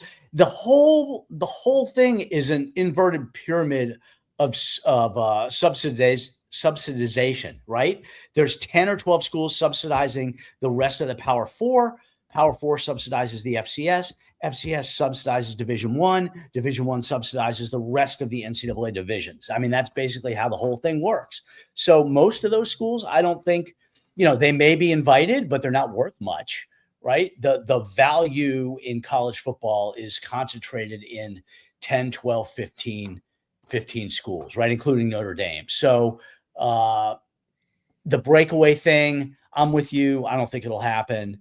You tell me, how's it going to play in Texas state legislature or Texas, the folks in Congress, if Texas and A&M join an entity that is leaving Baylor and Texas Tech and Texas State behind, right? And materially harming them. I think that you see that everywhere, right? Kentucky separated from Louisville. That's not going to fly in the Commonwealth. So there's a whole political backdrop to that breakaway scenario that people are, I think, missing. Well, it's interesting because when A&M decided to leave for the SEC, there were some, even those, of course, UT was like, well, wait a minute. And then when UT decided to leave, and the Baylor, TCU, Texas Tech, et cetera, those two have enough power, although it can get into a pretty interesting political fight too. Back when the Southwest Conference merged with the Big 12 or the Big 8, there was that political struggle about TCU being left out, Houston being left out. Yep. They did break away. I just wonder about Northwestern and Mississippi State, and Minnesota and others that they're protected right now. They're getting a bunch of money right now. Doesn't mean that they don't have a value too, but you just wonder what that value would mean to the schools you mentioned, the alphas, if in fact they said, okay, we're going this way. Yeah, absolutely. The thing about it is we don't know what a breakaway would look like, right? I mean, I happen to think that there's no way the SEC and Big Ten could break away from the NCAA and then join forces on scheduling and everything else, right? I think that would be a serious antitrust risk on their part. So then if they break away and they exist only as separate entities, so they're just playing each other, the SEC's crowning a champion and declaring that the national champion, that doesn't work either. No. It also doesn't work for the Big Ten and the SEC as they're currently structured to boot schools out, right? That doesn't fly politically or legally. The only way it works is for the top brands to leave, to form a new entity. And that is the Super League. And I think that even Ted Cruz is missing that point. It's not about joining forces. It's about leaving to form something new. Yeah, and I'm with you. And I've said everybody's got a different definition of Super League. Some people's like, oh, it's just the Big Ten plus the SEC. My definition is like way less than that. It's like 20 teams at most. It's not just everybody's a part of the Super League. We've all got our different definitions of it. And well, that's a good point, because the thing is, they would do it for the money, right? Mm-hmm. And Fox isn't going to pay them top dollar to broadcast NC State against Minnesota. Right. They're only going to want to show, Clemson against Michigan. Those kind of games. So the whatever it is, it can't have 50, 60, 70 teams. It's got to be, 20, maybe 32, maybe 40, something like that. But it's got to be small. And it means that our 90 or 100 schools in the FBS are not going to be involved. Yeah, and then there's also, they would have to then turn around and be like, I know we just broke away from you guys, but can we still do this basketball thing together? Can we still, we still want to be, so that would be kind of messy. But before we let you go, John, thank you for all the time. I did want to ask you just real quick, a West Coast school that's having a lot of success right now. Why is UCLA Athletics killing it, man? I remember when they moved over to the Big Ten, they were like the afterthought behind USC and Oregon and Washington. Yeah. They were in money trouble and all that. And man, now football's still a question mark. We'll see what happens this season, but everything else seems to be rolling along pretty well. Well, they have been really good at a lot of the Olympic sports for a long, long time, right? Yeah. They're second all time in NCAA championships. So in that regard, it's not a big, not that surprising. We'll see what football does. Bob Chesney's recruited very well. Chip Kelly did not like to recruit. And then they hired Deshaun Foster, and he was just in over his head. Bob Chesney's recruiting well. They've got some donors that are stepping up. We'll see if it translates to wins on the field. And we'll see how men's basketball does. I mean, they haven't exactly thrived in the Big Ten either. But yeah, their Olympic sports have always been good, and they have some natural advantages in a lot of those sports, especially in the Big Ten, right? The Big Ten's not exactly a big baseball league, for instance. But yeah, they're doing very well. They're hot right now. We'll see what it means once they get on the field in September. Hey man, good to see you. Hope you're doing well. What is the go-to thing for you this weekend? This weekend? Good question. Probably reading through a whole bunch of stuff on the Cantwell Cruz bill. It's 111 pages. Yeah. And I profess to have not read it. But this weekend I'm going to try to dive in, and especially on the stuff about the pooling of rights and the prohibiting the SEC and Big Ten from expanding, that kind of stuff. Thank you, bud. Appreciate it. John Wilner hotline with us on 365 Sports. We appreciate his time. Around the corner, Zach Barnett, Football Scoop, will join us as well. Anything from him that jumped out at you that it is not something that a lot of things, including the fact that the SEC had signed that CSC, but that was the original. And now the Big 12 has signed the amended contract. That didn't really jump out to me because that's just the details of what's actually happened there. So, I mean, yeah, the Big 12 signed it now, just clarifying that the SEC had signed the different version, the original version. So, yeah, that's what it is. We'll see where that goes. I mean, as far as the rest of what we talked about there, I mean, the UCLA thing, that was their first women's basketball national championship. I think that's what makes it feel a little bit different. But he's right. Football is going to be the ultimate shot caller. And yeah, spring sports, they're always going to be really successful. But, I mean, they've had basically a wire-to-wire baseball number 1 team, women winning the basketball national championship. It just seems like there's been a lot of UCLA, but it's springtime. So that's typically what's supposed to happen. And I'm very curious about Bob Chesney making that move and bringing over the JMU flavor and seeing how that works on the West Coast. But, yeah, beyond that, I think that we pretty much agree on the ideas of super leagues and what that looks like. And I see different versions. So I think everybody's got their own opinion on it, but mine's been pretty steadfast that a super league is not just 2 leagues joining together. That is an alliance. That's what that is. That's a different word than super league. It's a dirty word in college athletics. Yeah, but and one of those is familiar with that already. But yeah, I think it's not about getting together and then you're going to tell us like, it's Super League Saturday tonight. We got Northwestern versus Mississippi State. Like, no, like I'm not buying that. With all due respect to those schools, it's just like, no, you're not going to sell me that that's the Super League matchup of the night. So if you want to say Super League, then for me, it's like 20 schools, like he said. So we'll see. And then there's the part 2 that I brought up there at the end of this idea of, well, football will do this. And so then you're going to come around and be like, but we'll get along when it comes to basketball. We'll get along for the College World Series. We'll get along for.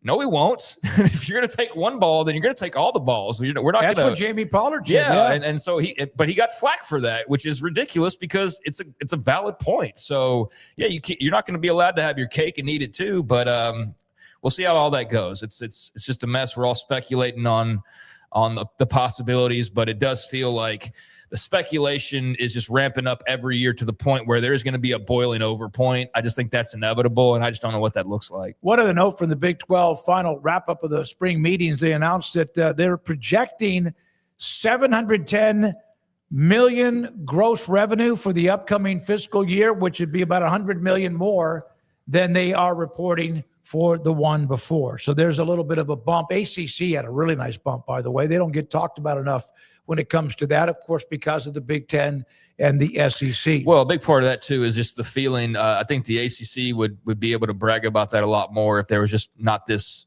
impending feeling of doom that a big part of what's making them that money is not going to be in play to make them that money. Like, until that gets solved, until we have Florida State signing a grant of rights for 10 years or Clemson or North Carolina or whoever's been speculated about for like 4 or 5 years now, until that happens, then the ACC is always going to, no matter what, look like it's got a limp leg, or, it's like it's a little bit wounded until that gets solved. So yeah, really good money, but there's that caveat of, yeah, but that's for right now with the teams you have. What about so-and-so when you don't have those teams? And so that's the problem they're going to have to solve. And if they can solve it, then I think they're the number 3 league. I mean, based on numbers. Because there was that give and take, scratch and claw, competing. When the SEC and the Big Ten separated in a way, the ACC was a little fragile because of all the infighting. No, they've stabilized. They're doing really well. Well, for right now, I mean, we'll see what happens in a couple years as we get closer to TV contracts, because that's when some activity could happen. But yeah, they made good money. Big 12, I haven't been able to dive into that to compare it to anything, but good to see the money's going up. That's never a bad thing in my estimation. Real quickly, before we get to Zach Barnett, a couple of notes when it comes to the NCAA baseball tournament. A couple of upsets. The number 1 seed out of Hattiesburg, Southern Miss, who's a really good baseball program, beaten by Little Rock 7-4, and Milwaukee. University of Milwaukee beat the number 1 seed in the Auburn Regional, 4th ranked overall Auburn, 13-8 today. And right now, Lamar, remember their coach is going to go to Houston, leads A&M and College Station in the 4th, 5-0. So a few of those notes about some woe going on in the regionals in college baseball. Zach Barnett, footballscoop.com. joins us on 365 Sports. And Zach, thank you very much for your time. Did you learn a little bit more today about the difference between the bulls and the steers, or did you already know that? I got to be honest, I'm not sure what we're referring to, but I am an expert on bulls and steers, so ask me any question. Cody Campbell said that Bevo is a steer because of, well, body parts or lack of them. And that continues going on between Tech, UT. Tech's been the one talking mostly the last 48 hours. What are your thoughts about the back and forth with those two? Cody Campbell said this on Pat McAfee, mind you. So he was in front of a pretty big audience. And, yeah, he did the whole bulls and steers and basically said Texas has no balls. If he's too long didn't read, that was basically what happened there, yeah. I mean, I salute Texas Tech for their WWE tactics. They're certainly been successful. But the point that I had, and I think it ruffled some feathers in Lubbock, is that, first of all, full on credit for Tech for calling Texas's bluff, or if we want to go there, full on credit for there. But Texas is never going to agree to play you the week before they play Ohio State. So if you know that they're not going to agree to this game and you're going to do the anytime, anywhere, why don't you set up this hypothetical game in Austin? If you're the one challenging them, why is the presumption that they're going to come to Lubbock? I find, or that they go to Arlington, and you offer to buy out Texas State. Well, everyone well knows that a home football game is incredibly meaningful to an athletic department beyond just paying a buyout. So I thought that was a little short-sighted on Tech's part. But I mean, if we're going to go full lawyerly on this, Sark never insulted Tech's team. It's the schedule. And that would be, I believe, expected to be the 8th preseason top 25 team on UT's schedule. And it would be Tech's first. So that was Sark's entire point. That point has now been lost. And Tech is doing everything they can to win the PR battle, although that this game's never going to happen. But again, Texas would argue that they left the weaker conference to join a stronger conference. They're playing the toughest schedule in all of college football this season. Tech is, I don't know, somewhere in the 40s or 50s. I haven't looked it up. But somehow Tech is the tough guy and Texas is the one running from competition. Yeah, Tech has played the PR battle really well. They know that this game's probably not going to happen, so just keep throwing wood on the fire and make it look a certain perception, and I think they've been effective in doing that. But you have valid points as well, and it'll be interesting to see if Sark has anything more to say or where this goes from here. But Zach, the point that I came back to through all of this and just kind of sorting through it as nobody with a dog in the fight and just kind of enjoying it all was, I think it's great if somehow they meet up in the playoff at the end of the year. Like we'd all love that, right? The built-in storyline. The shame of it is that years ago, this pissing contest, we could say, well, cool thing is they're going to play in like week 6 in Austin or whatever, and they're going to play each other. And now they could not play for the next 10 years for all we know. I mean, A&M hasn't played any of the Texas schools they used to play in like over a decade because of their move to the SEC. So that's the part that just kind of sucks to me as a college football fan is you used to be able to say, oh, this offseason trash talk, we're going to get to see on the field. And now we may never see on the field between these two. Yeah, and I mean, one of the arguments for a 2014 playoff is that you would get a Texas game or an A&M Texas game more often. If everything had played out exactly as it did last season, then Texas would have hosted Tulane in round 1, and the winner of that game would have gone to Lubbock in round 2. And we all would have loved to see that game for numerous reasons. I think I think it would be great. I don't think you'll ever see Texas acknowledge to this. Sark and Joey McGuire will be presumably in the same room at the same table at coaching school in the late summer in San Antonio. All the big guys in the state get together for that. So they've had a friendly relationship. I wonder how that will be moving forward. And on the one hand, yeah, it would be listen, if it was up to me and I could wave a magic wand, everyone would be in the same conference they were in the year 2000 or somewhat. And the original Big 12 would have stayed as it is. But I do think I have a little bit of a take of people say, oh, bring back the old Southwest Conference. And it's like, do we really even want to do that? Like, Tech is thriving in the Big 12 in large part because they don't have to play A&M, Texas, and Oklahoma every single season. All these schools, all these schools in the state of Texas have experienced a whole lot of success, largely in part because they're not playing each other every single year. The Southwest Conference, the breakup of the Southwest Conference, and then the further breakup of the Big 12 has allowed for part of that. So if you get the Southwest Conference back together, it would be fun, but you'd see these teams that are used to going 9-3 suddenly going 3-9. I brought this up, but I did send a text to GJ Kidd. Did not hear back from him. He may not respond. I know him obviously pretty well about what is he thinking? GJ's a competitor. Yes, Texas State, heavy underdog against UT, like UTSA and Traylor play UT. But I would think that he's probably like, hey, wait a minute. I know you guys are trying to fight from up in a different atmosphere, but we like playing football and we like playing these games too, even though it's also to make a bunch of money. I mean, that's going to be I don't want to insult anyone and say the highlight of the Texas State season, but it is going to be when these current Texas State football players are bouncing their grandchild on their knee 40 years from now. They would much more likely talk about the time they played at DKR than the time they played in Abilene Christian in week 1. Let's just put it that way. Zach, I'm just waiting for Sark to get asked about this again and be like, guys, I was totally talking about SMU. Like, I don't know where the Texas Tech thing came from. Like, it's all about SMU the entire time. I do. I think Sark has, I think, probably regrets saying that and certainly thought he was among friends and was among friends because it's not like he grabbed the mic. He was talking to a group of Texas boosters at a National Football Foundation event, and there were media there. So I don't fault any media for reporting something that was said in public, but I'm sure Sark would like that back. And he has. I mean, I wrote a column this week about there's not a coach in college football with more pressure on him than Steve Sarkisian.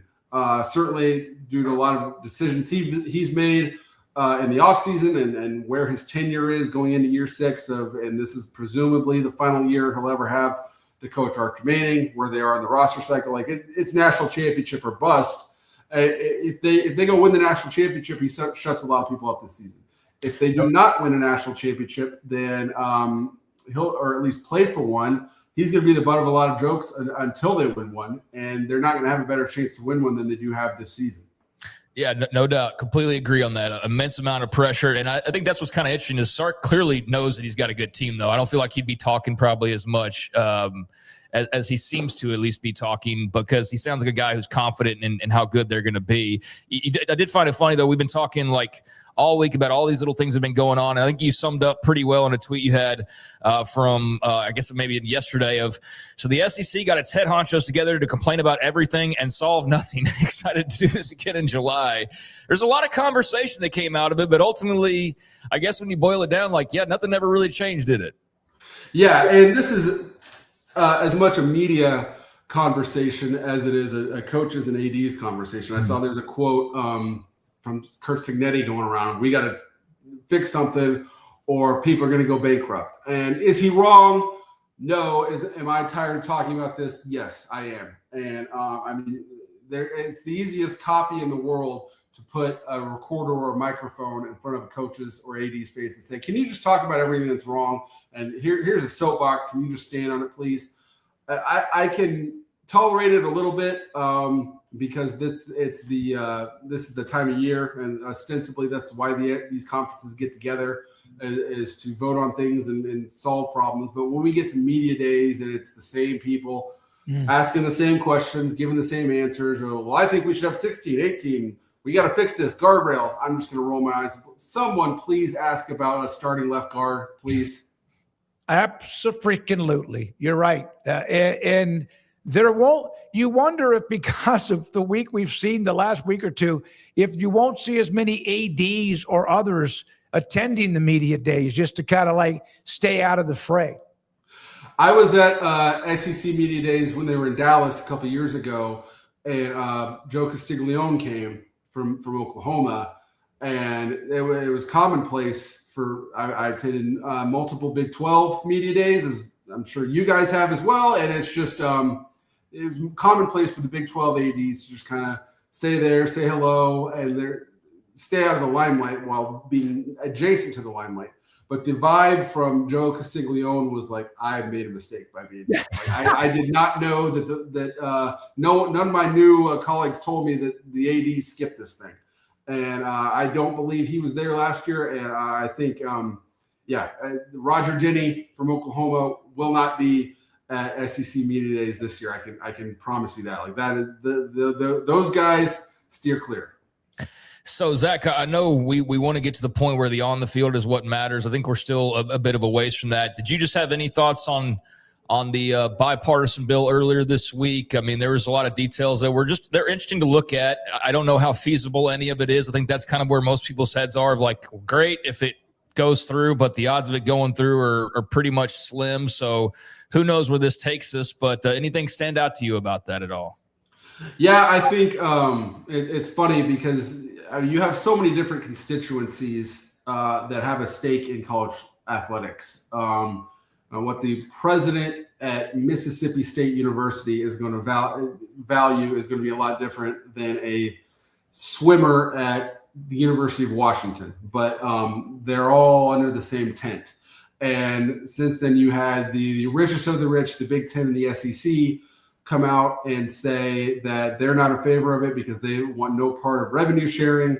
I understand why. And then at the complete other end of the spectrum, athletes.org, which is attempting to be the voice of college athletes and wants to be the de facto players union for college athletes.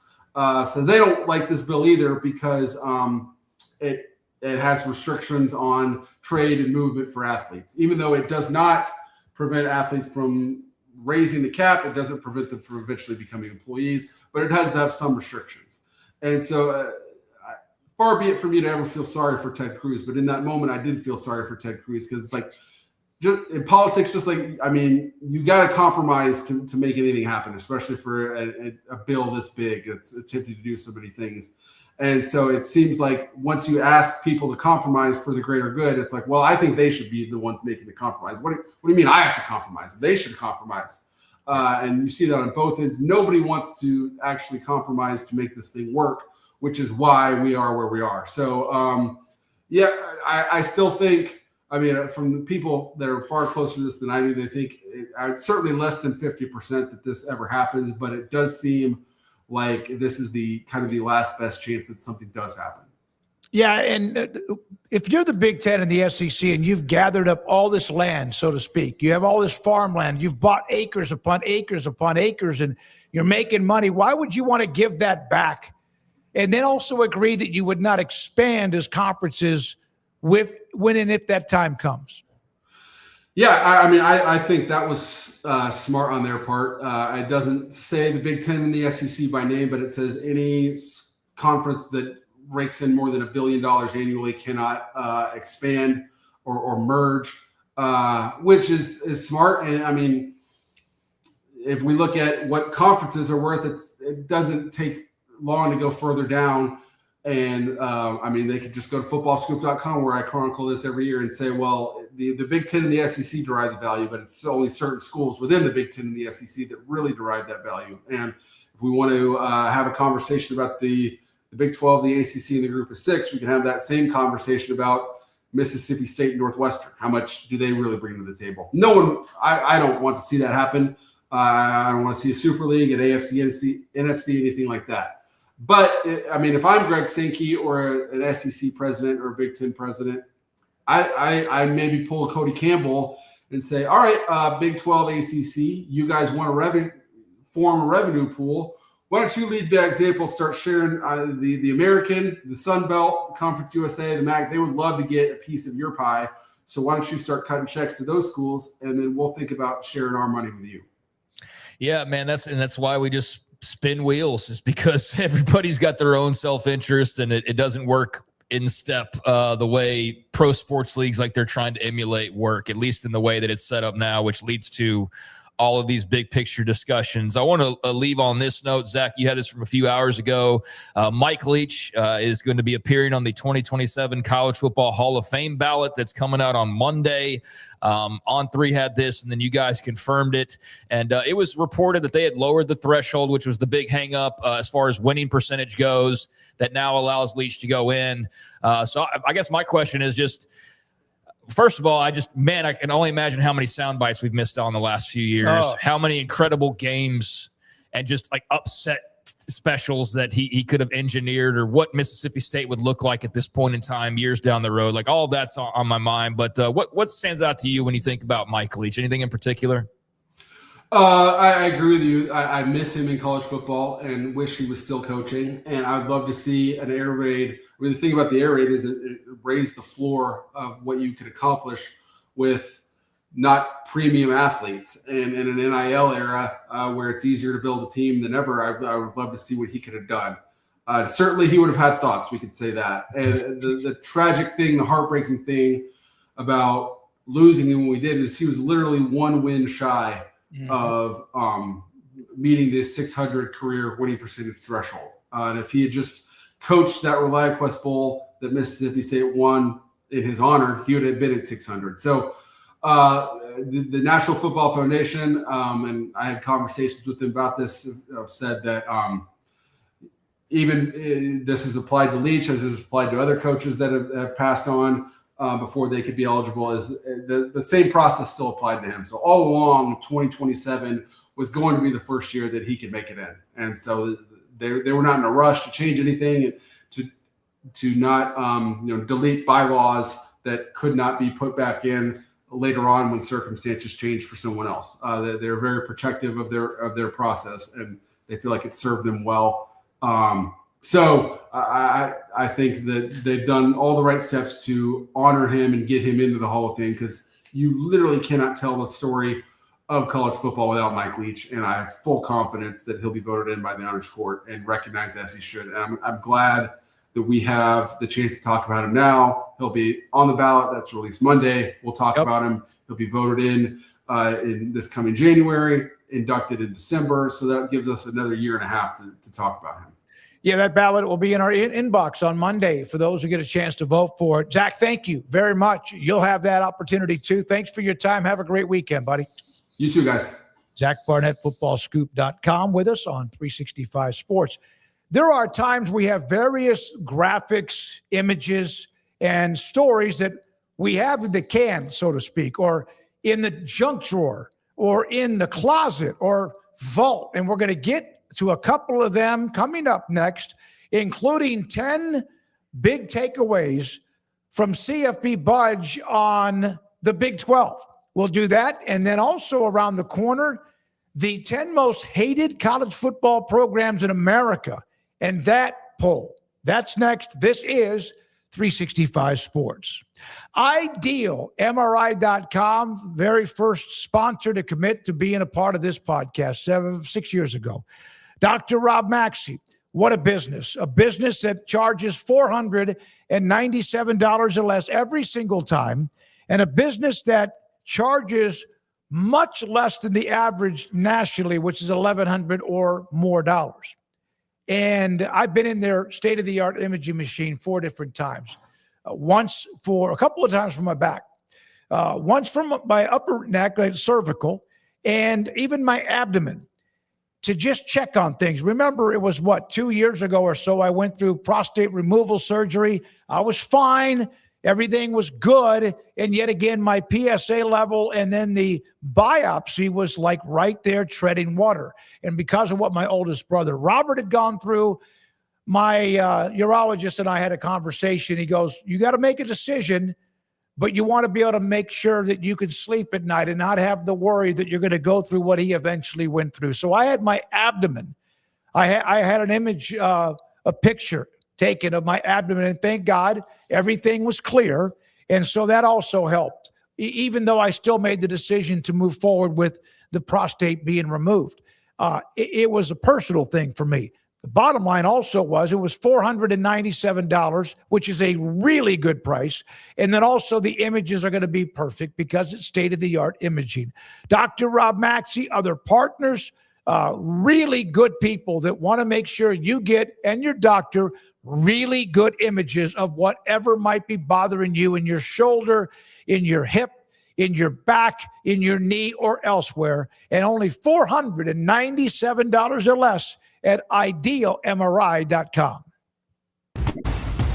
Petty Clinic Men's Healthcare in Woodway is now proud to offer you men an exceptional weight management body sculpting product called semaglutide, also known as Ozempic or Wegovy. Semaglutide is an FDA-approved weight management medication. Once-a-week injections of this powerful medication offers an average body fat weight loss of 20% within the first year of treatment. In addition to body sculpting, semaglutide also normalizes blood sugars and has the clinical research proof of reducing blood pressure, cholesterol, stroke, and heart attack risk. If you're like most men and you have stubborn fat that will just not respond to typical diets and exercise, then help is finally here. Semaglutide. Affordable, highly effective. Google search Petty Clinic Waco and reach out to the Petty Clinic team today for a free consultation with Dr. Petty to see if semaglutide is right for you. Go to pettycliniclowt.com.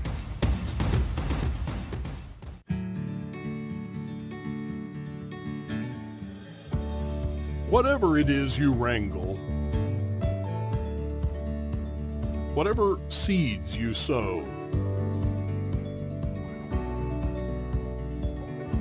no matter what you nurture or what you choose to grow, at Texas Farm Bureau Insurance, we're proud to protect all Texans.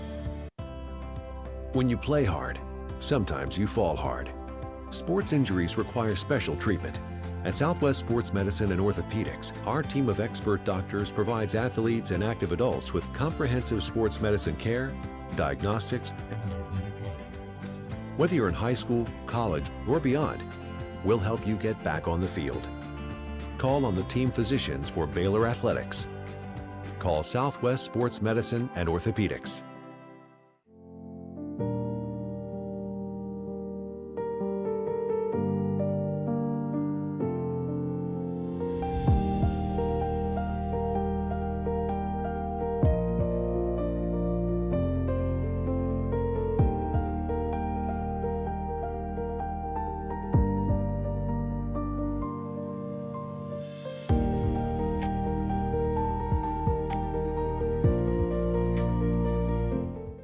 I pitched in the major leagues for 24 years, and let me tell you, I can feel it in my joints. Shoulders, elbows, and knees. Trust me, pain doesn't retire when you do. I tried everything to get rid of the pain. Nothing worked until QC Kinetics. Baseball legend Roger Clemens and other patients are getting lasting relief with QC Kinetics regenerative treatments. No surgery. I trust QC Kinetics. You should too. Let's commit to getting rid of all the pain. Schedule your free consultation today. QC Kinetics. Better starts here. From the TFNB Your Bank for Life studio. Now, it's time for the SMOAK Show. Presented by IdealMRI.com. Premium quality MRIs, convenient, affordable. That's ideal. And by Texas Farm Bureau Insurance. We are Texas Farm Bureau Insurance, your insurance provider built by Texans for Texans. And we've been protecting families in our great state since 1952. TFNB, your bank for life, serving Central Texans since 1889. It's time for the SMOAK Show on 365 Sports with David Smoke and Craig Smoke. All right, good afternoon. Back with 365 Sports. We appreciate it. And the Texas Rangers hat, that's Craig Smoke. I am in the purple People Eaters golf shirt. Appreciate you for being a part of what we do every day. We'll also, at the end of the show, have the wheel, the quizzes, the polls, and also some super chats that we appreciate. But a couple of football series notes. Remember, earlier in the week, the Baylor and Oregon games, home and away, in Eugene and Waco, canceled because Oregon was getting back into resuming their series with arch rival, the Civil War, and Oregon State. So Baylor lost a couple of future games. Today, Baylor and Maryland announcing that they will play a home and away series Baylor against Maryland, a Big 12 and Big 10 series that will start up. It's a Power 4 school. They had to replace it. Brent Ingram at Baylor told me, Craig, yesterday or whenever that was, 2 or 3 days ago, they would have a replacement very soon. Yeah, so clearly they were anticipating a move with the Oregon series, and they acted fast and got this done to their credit. Wouldn't mind hearing a story maybe if we interview him again one day about kind of how these things can come together so quickly, or kind of how that process worked to where Maryland then had to make adjustments to their schedule as well. But yeah, it's definitely a drop off. I mean, as far as compared to Oregon, there's only so many teams that you could have played or plugged in there that would have been on par with that as far as generating excitement and eyeballs and those types of things. But I give them credit for finding a power opponent, and a Big Ten team, like you said, even though it's still kind of have to remind myself of that sometimes with Maryland. They're just from where we are, like they're just, and I'm sure the feeling is reciprocated the other way, is like I'm sure they don't think about the Big 12 all that often. But yeah, it's like, Maryland's just kind of out there in the wilderness for me sometimes. They got a good young quarterback. Curious to see what they do. But Mike Locksley and Dave Aranda, I feel really confident saying they're not going to be coaching against each other when these games happen. It's going to probably be brand new coaches on both sides of the ball, I would imagine, if I had to place my bet today, because both of them getting that extra year on top of probably what people felt like they needed to. We know Aranda's circumstances. A lot of people surprised to see Locksley stick around for another year after back-to-back 4-8. So I don't know that those two guys will be on the sidelines, but it's a nice replacement. Well, here's why the game was available for Maryland. Virginia Tech and Maryland had a football series set up. The Hokies and Terrapins originally scheduled to meet for 4 consecutive years starting this year, and then they knocked 2 of those games out. And because of that opened the door up for Maryland to look for a couple of non-conference teams or conference games, and that's how Baylor and Maryland work out in 27 and 28. Yeah, so that's cool. I mean, it's a step down as far as excitement level, and I think that's just part of the deal. But I think Maryland is definitely better than if you had put in. I mean, I don't want to just keep throwing teams under the bus, like Long Island. They've played, or Albany, or the likes of those types of teams. Maryland's a definite notch up. Going to College Park's an interesting trip to take as well for some Baylor fans. So well done on getting this done quickly. The other note was, and I've had this for 2 or 3 days, it was something that even was mentioned at the SEC spring meetings.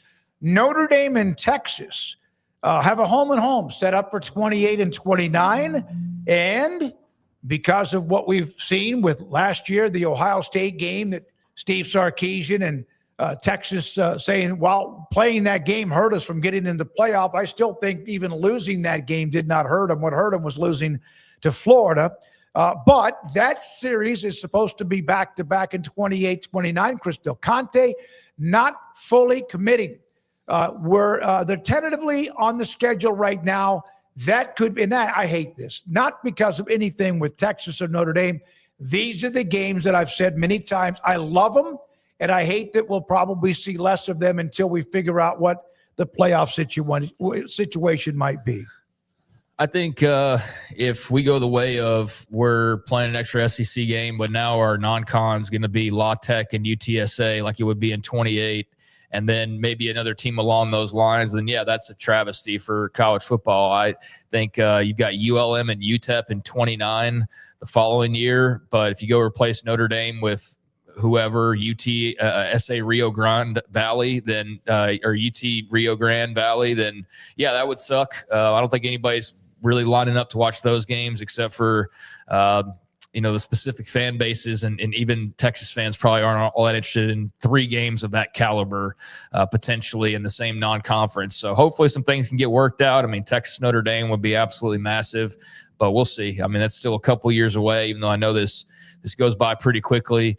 They've got Ohio State this year. They got Michigan the following year, and then finally get to that Notre Dame series. But I mean, as much as stuff's quickly changing, I'm sure this will be solved sooner rather than later. And Texas has been very on the record, as we know. Sark's comments. I know Zach Barnett's a Texas guy. He's a Texas fan, I believe. So I think he, had the side of Texas there as far as Sark's actual comments about the schedule and what that's turned into. I will disagree with him going back to if you threw all the Texas schools together, suddenly one of them's going 3-9. I don't agree with that. I think TCU would maybe sometimes win 6 or 7 as opposed to 8 on a regular basis, and it would fluctuate a little bit, but I don't think that A&M and Texas suddenly being back in the same league, the Southwest Conference, and Arkansas is going to make Texas Tech suddenly 9-3. You know what I mean?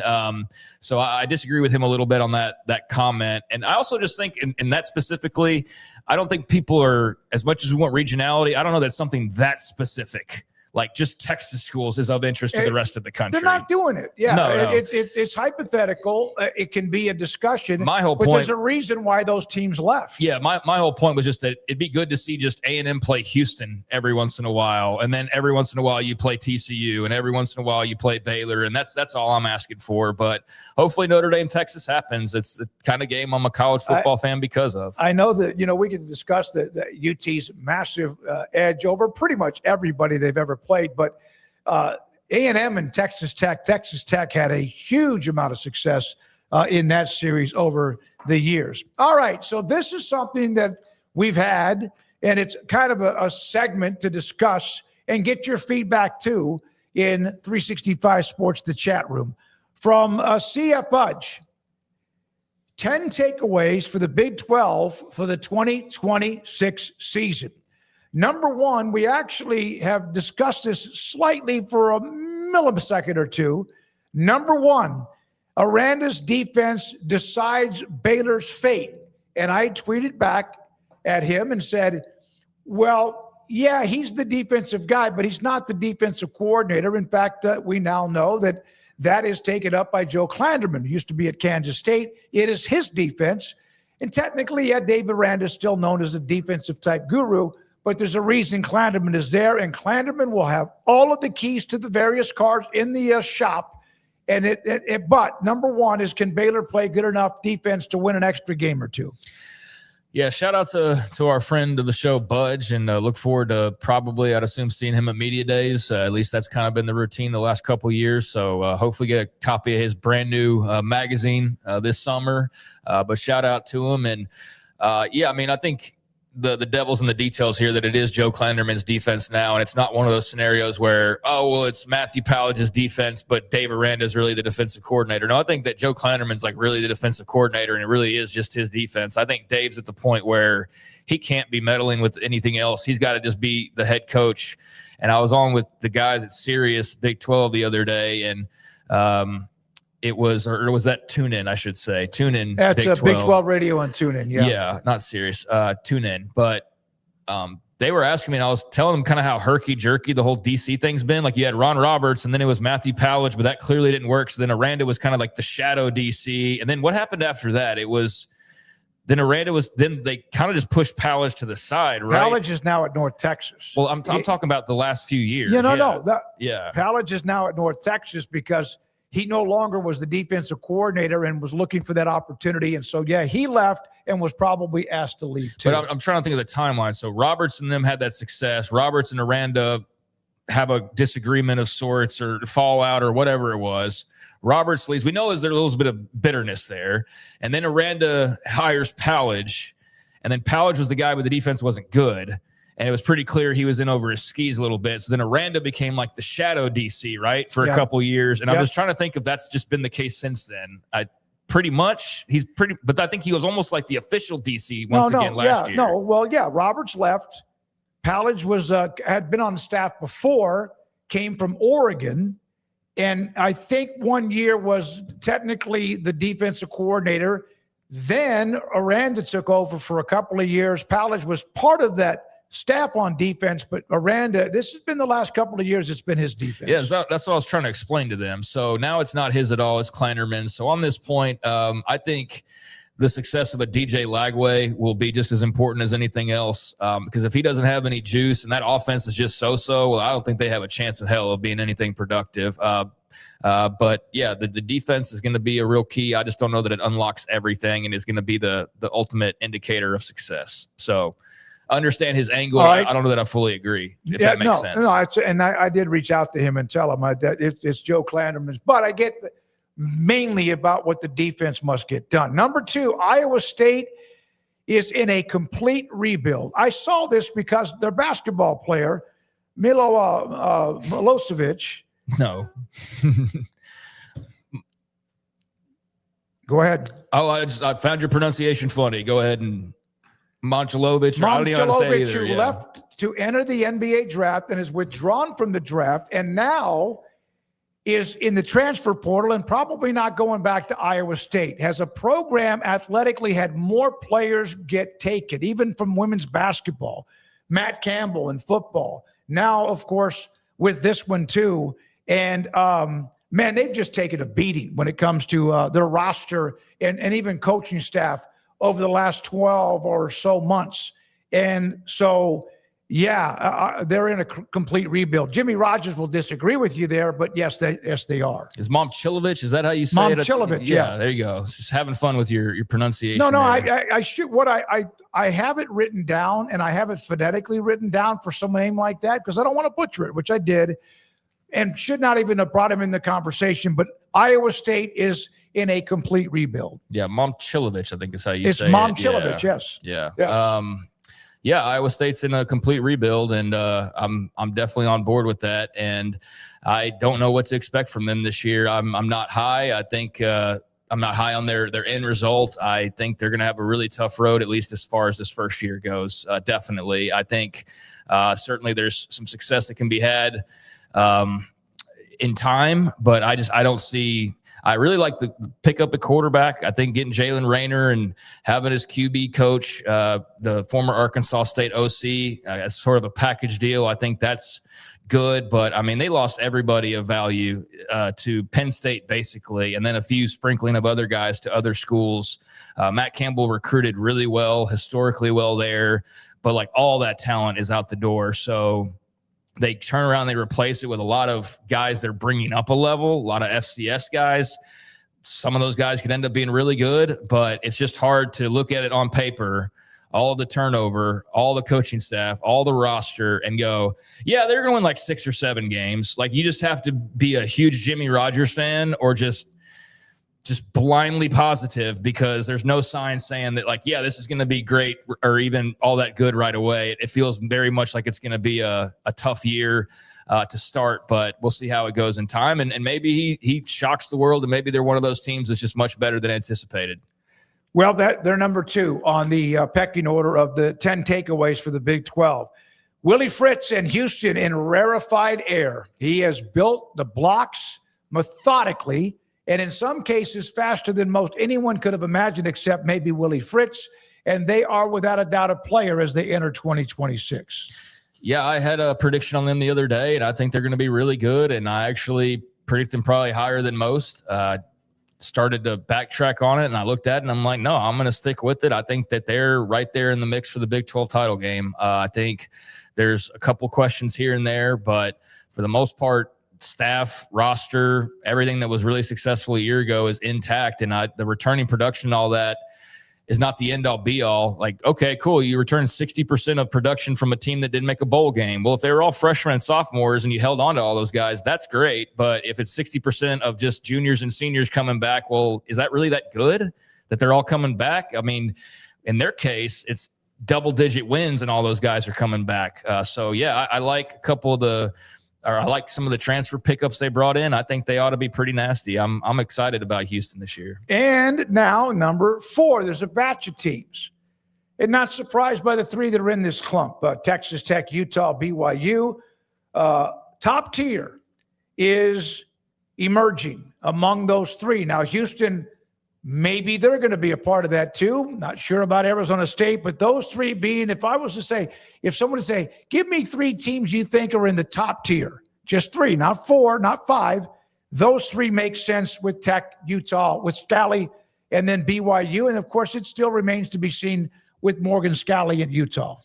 I think it definitely remains to be seen. I mean, I'm very high on them this particular year as well, but I think we all are guilty of just assuming they're just going to not skip a beat because he's been there a while, because he's a Utah guy, because they bring a lot back as well. But that is a pretty big assumption. It's not as big of an assumption with BYU and Texas Tech because they remain pretty much unchanged now as far as the head coaching spot and the staff goes. So I do think that's a wild card that we're just giving Morgan Scalley the benefit of the doubt, but he's been waiting a long time for this opportunity. So I don't think he could be any more ready than he already is to hit the ground running and just carry over what Kyle Whittingham has built and done there along with others before him. So I think BYU and Tech are just of course, they're right there at the top, but Utah would be another team I'd put in there. I think Arizona is the one school that probably feels like they deserve, or Houston as well. Arizona State, they're very, very confident. But as far as like put my money down, I'd put it on those three teams above any others at the moment. KU, Lance Leipold. 2026 is make it or break it for Lance Leipold at Kansas. I'd agree. I don't know I only hesitate because I don't know all the details on his contract and all that off the top of my head, but I did a Kansas preview the other day. I'm not excited about what they've done, and I'm not real high on their overall record this year. You can go see that video if you want to up on the YouTube page. YouTube page of 365 Sports YT. So I think, I pretty much said by the end of it that if he exceeds expectations, then no worries. But if they are not very good, then, I think it's probably about time that you're moving on from Lance Leipold. I mean, they had a couple of good seasons there. Got them to the bowl game, had 9 wins 3 years ago. Dealt with a lot of like the Jalen Daniels injuries and all that. But they're a team that comes back, and there's not even really a Jalen Daniels to sort of rally around. There's like 3 different quarterbacks. Like if you believe in Cole Ballard or Chase Jenkins or whatever. I mean, the Dylan Edwards move at running back is interesting. But there's a lot of question marks there. So I do feel like when you're making the hot seat list, Lance Leipold's name is on there without knowing the details that could prevent that. But if there's not some massive problematic buyout and they go win 4 or 5 games, then I think Kansas at that point's noticing a pattern, and they do have to say, Then again, it's Kansas football. So what is their commitment and what is their feel for what they deserve? But he did have a really good start, and it's not been what you hoped for the last couple of years. Number 6, Colorado. I want to make this comment about Lance Leipold. We have really good relationships with a lot of the head coaches, Kalani Sitake, Joey, Aranda, etc. I really like Lance Leipold. I can text him, and I'm not dropping names, but I can just text him about something that has nothing to do with football. He's going to respond to me. He's pretty cool, and I wish him the best and hope everything works out for KU. Colorado is impossible to predict. They're on a little bit of a heater with high school football recruiting of late as they're trying to get that together. Of course, that's for 27, not 26, but they are impossible to predict. I would agree with that. I think there's just with all the turnover they have, I think I said as much in my preview of them, it's anybody's best guess. I don't think anybody can really honestly say that they have a great feel for Colorado, no matter how much research you've done, because I did about as much research as I feel like probably anybody who's not a Colorado fan, and I was left completely puzzled as to what to expect at the end of the year. I'm going more negative with my overall prediction for them. Which in turn leads to, I think, ultimately a conversation about, all right, Deion's like a top 10 highest paid coach.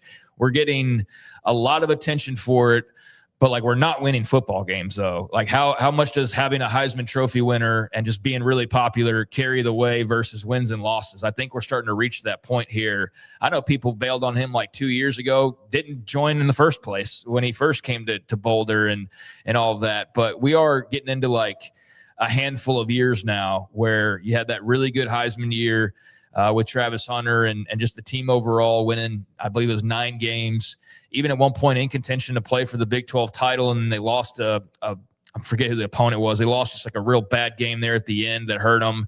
I mean, the only thing that's similar is the head coach and the quarterback and a couple of spots here and there, but it's Brennan Marion, offensive coordinator, which gives you hopes that it'll be better offensively.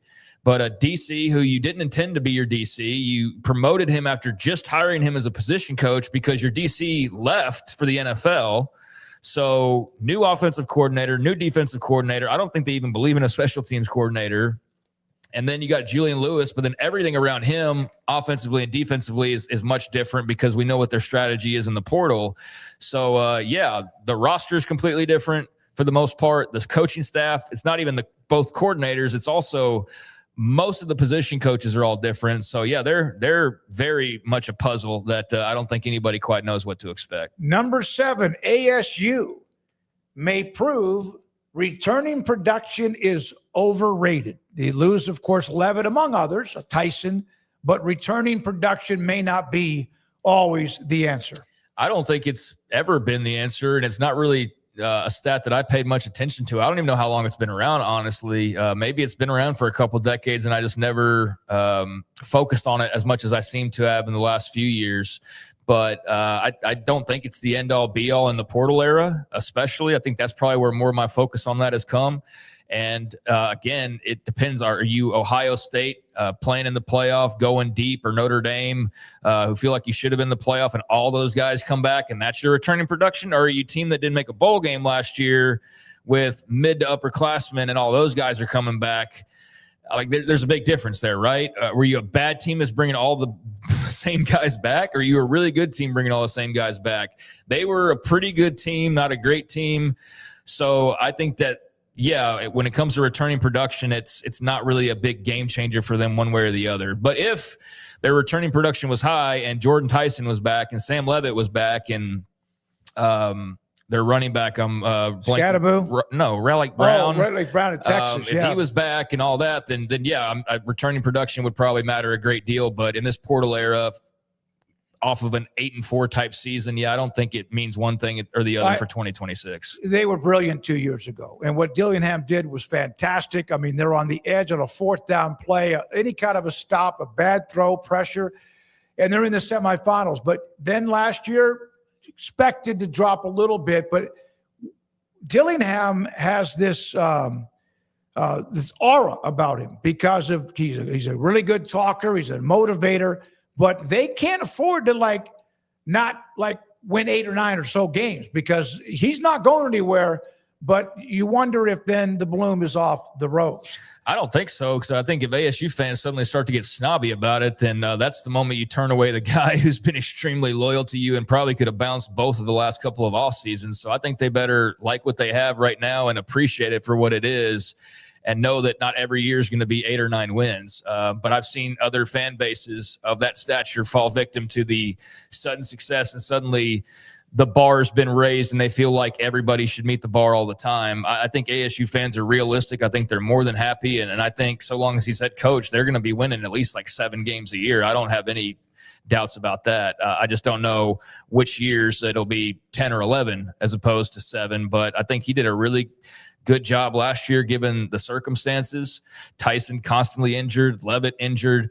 I think they held it together pretty well, and they have some question marks, but they've recruited well. I think he's a damn good coach. They're always going to be bowl berth or bust, but always a bit above that in my opinion. Number 8, of course, Eric Morris coming in from North Texas. The Cowboys are a defense away because they have a ton coming in, and also with what Morris can do on offense. Yeah, I think they're maybe an offensive line away as well. I don't know that they've got the offensive line in place just to hit the ground running and killing it the way they were in their Denton days. But they do have a lot of weapons, and they've got a great quarterback. Can they protect those guys and allow them the opportunity to find holes and all of that? I think that's the question. But, yeah, the defense also a question mark. But yeah, you're very excited if you're an Oklahoma State fan about all the toys, about the quarterback and his buddies, and you feel like you're going to score some points. I do think there will probably be some growing pains. Not that going from North Texas to Oklahoma State is like some drastic otherworldly jump. We've seen plenty of guys make even greater jumps and have success right away at bigger schools. But I do think there might be a little bit of an adjustment just in a week after week basis. But they should be able to score some points. I'll be curious to know how well they run the football and protect Mestamaker. And then, yeah, defense is a question mark too. Number 9. God, it's amazing what's happened to Oklahoma State. Of course, the fade under Mike Gundy, who had such a great career otherwise. Colin Clyde is just what Avery Johnson needs.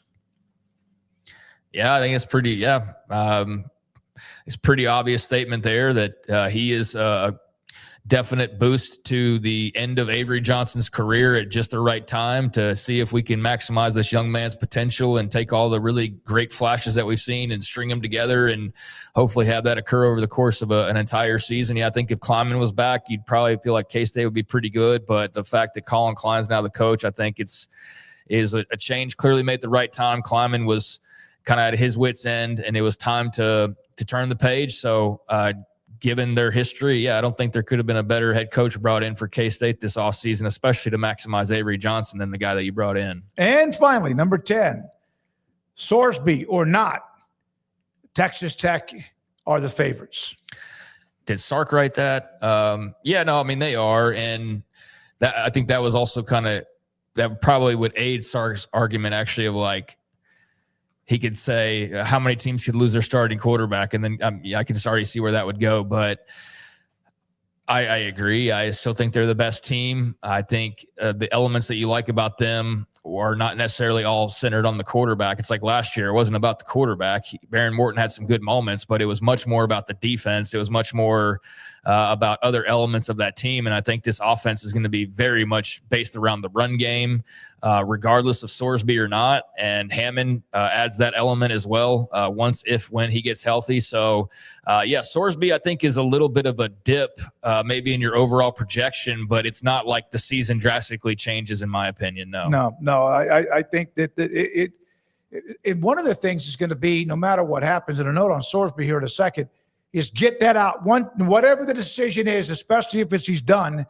move on, clear it out, get tired, move on, and just talk about who's there, not who used to be or was going to be there. Speaking of Brendan Sorsby, ESPN, Mark Schlabach and David Purdom, they're reporting that Sorsby placed at least 40 bets involving Indiana football as a quarterback for the Hoosiers, used sportsbook accounts registered to a family member and friends to wager approximately $90,000 over 4 years. And then this note, and continued to gamble after transferring from Cincinnati to Texas Tech in December, according to court documents filed today. Filed to Sorsby's legal team in district court in Lubbock. Of course, there's a hearing coming up on all of this on Monday. I saw from the documents, and I don't think we touched on at the time, but I guess in his lawsuit, the documents there that, and somebody correct me if I'm wrong, but did he initially propose a self-imposed two games? 2 games? Yeah, 2 games. I don't know why we didn't dwell on that a bit more. We brought it up. I feel like I had a much greater rant on that than, because I don't remember rant. I would have definitely had a rant on that. Well, no, we brought that up. We brought it up, but okay. not like focused, like put the spotlight on it, but no, that was part of the original situation when he made a comment and statement. Yeah, I might have just glossed over it because there was so much else going on. I mean, we've talked to this story to the point of, I think I've said everything I need to say about it, but that part of it, I feel like, I missed out on a rant there because that is just absolutely silly, and it makes me take his efforts a little less seriously, honestly. It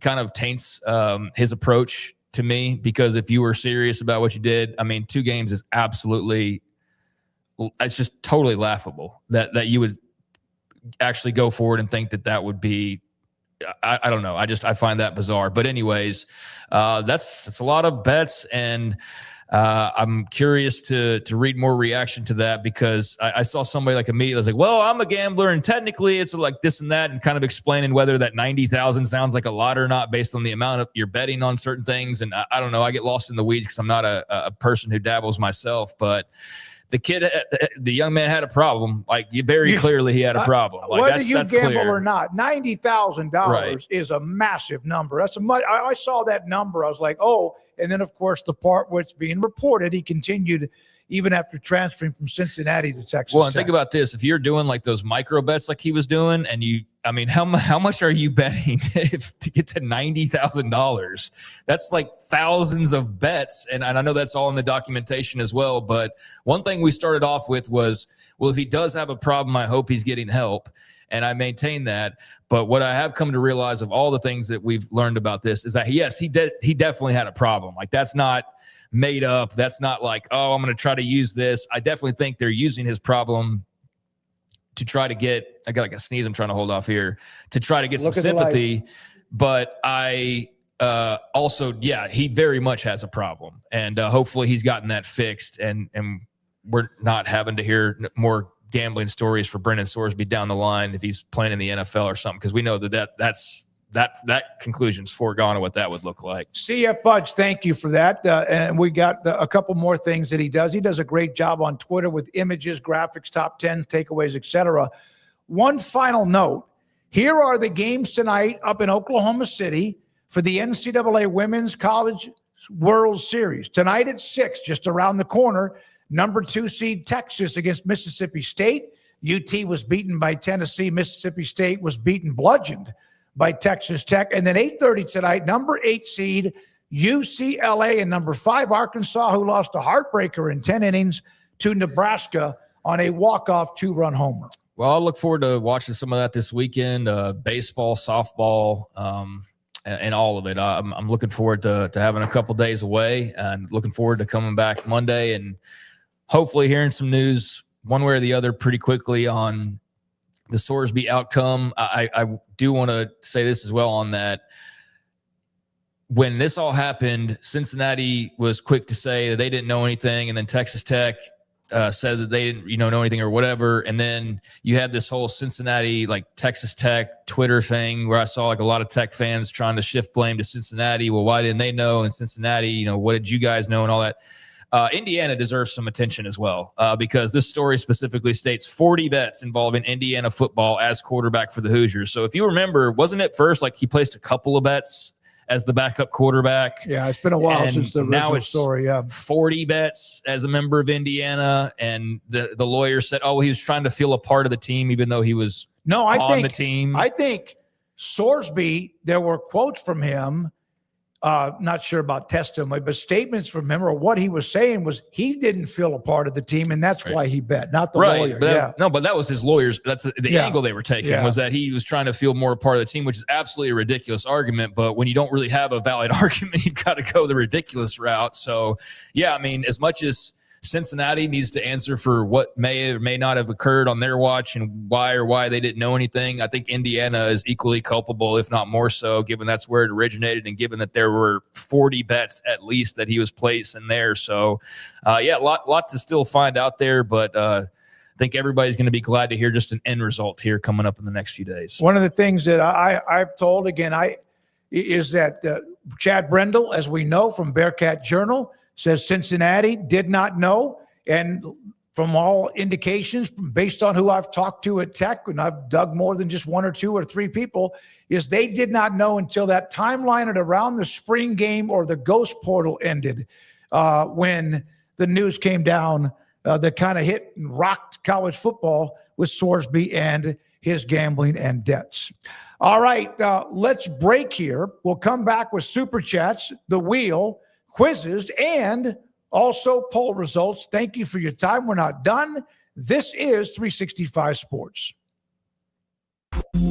It's time to compete against yourself, finding too many excuses not to work out combined with bad eating habits, and Waco Regional Tennis and Fitness can help reach inside your competitive soul. Discipline, getting results you've only dreamed about, personal training, group exercise classes, and even a tanning bed, world-class tennis facility, and pickleball courts and lessons available. Waco Regional Tennis and Fitness, spacious, clean workout rooms, free weights, state-of-the-art technology, weight training equipment, and no intimidation. It's time for you to react today, not tomorrow, at Waco Regional Tennis and Fitness on Lakeshore Drive in Waco.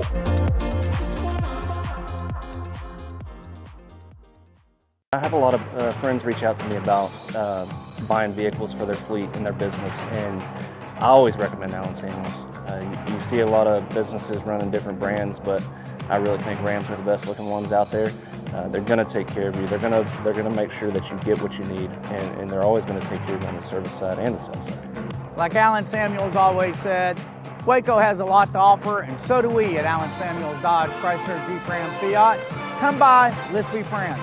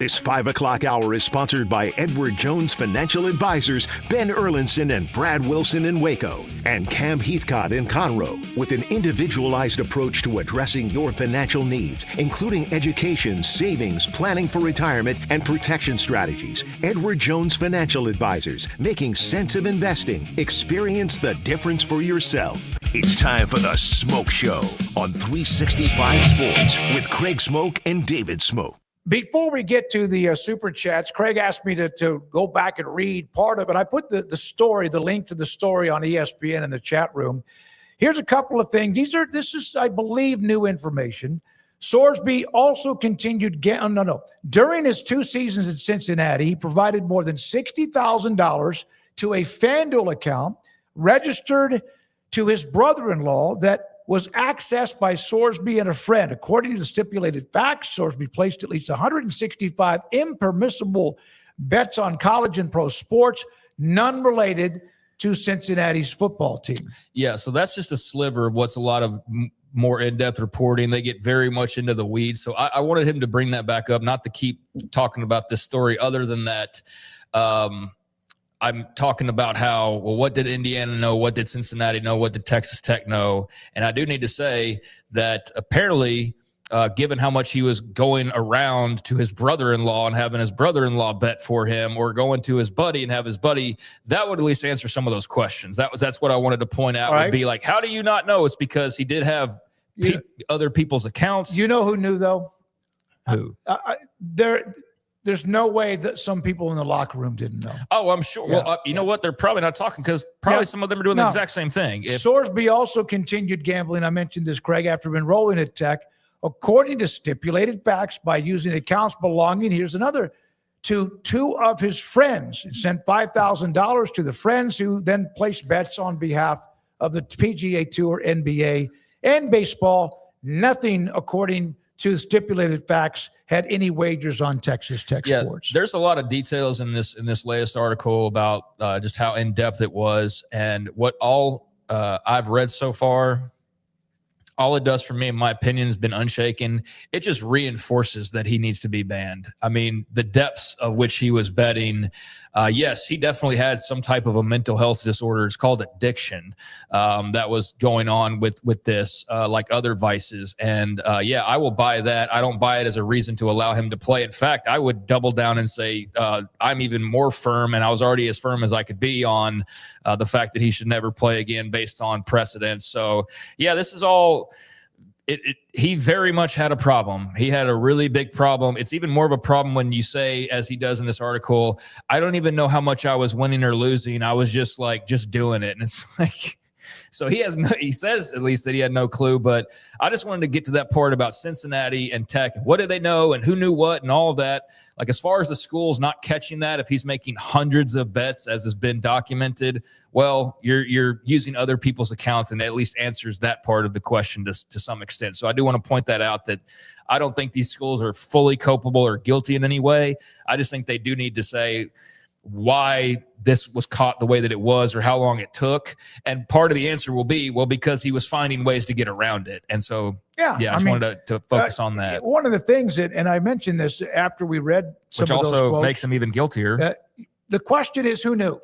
And there were others who obviously somebody knew, whoever it was contacted the NCAA and why. The question of what Cincinnati knew, Chad Brendel, who we trusted, they didn't know. And then Texas Tech, from calls and stuff that I've had, they didn't know until they got the notice from the NCAA at around that time of the spring game. So people will side eye, but it's somebody possible. Knew. Somebody knew, yeah. Somebody absolutely knew. But you know what? It's less about what people knew. It's about him getting his just due, whatever that is, whatever that looks like. And then, afterwards you can go look further into it. And I'm sure the NCAA will do just that. Absolutely. Monday could be interesting, right? With the hearing that is going on in Lubbock. Now, Super Chats, a couple of them. This is during the Gene Taylor interview. Thank you very much for the Super Chats today, including the fan funding list that we have. Bracket Cat, thank you, David Smoke. Craig spoke too. And also, Craig's name's not on here because he's not in the Super Chat, for the Gene Taylor interview. You're welcome, Bracket Cat. Big K-State fan. We do appreciate that. Yeah, thought he was good. Gene Taylor from Kim Coulter. The interview was far, far more informative and enlightening than I anticipated. Thank you, Smoke Show. Yeah, he was really good. Yeah, I didn't really have big expectations either, but I think he was very forthcoming, very open, and we got some good stuff out of him. He did this. He had just done this with his pen and signed the at least K-State's part of the College Sports Commission agreement. One of the things that he did say that was also brought up, if you heard what he said, this was a great quote. Just because you make more money from ESPN or Fox, Taylor said, doesn't mean you get to have a higher seeding or a chance to play. It comes down to what you do on the field, who you beat, et cetera, or who you lost to, but it should not come down to who will fill up a stadium in the first round or second round, or revenue generated or ratings generated. It should be your football resume. Well, should's carrying a lot of weight there because those things do matter to some degree. I think at least some elements of those do, but he's right. That's the way it should be. But that's part of the problem is it's really difficult to measure. To Sark's point, actually, going all the way back around, like that's the thing is if you were sitting in his seat, you would understand where he's coming from and what he's saying. And if you're sitting on the other side of it and you're seeing it from afar, you see it differently. But I think he had a point. I think he fumbled along in making his point ultimately with the indirect shot at Tech, and it's led to this. But I do think as far as kind of how things are valued and weighed, there's good points made on both sides. Sark has every reason to wonder about strength of schedule elsewhere, and Gene Taylor also has every reason to believe that just because you have the bigger TV contract doesn't mean you should have more and more teams that are in there based upon just that. All right, here are the Super Chats, and now to the wheel. Let's spin the wheel thanks to Andrew Valade and what he does. Coming in strong with the wheel.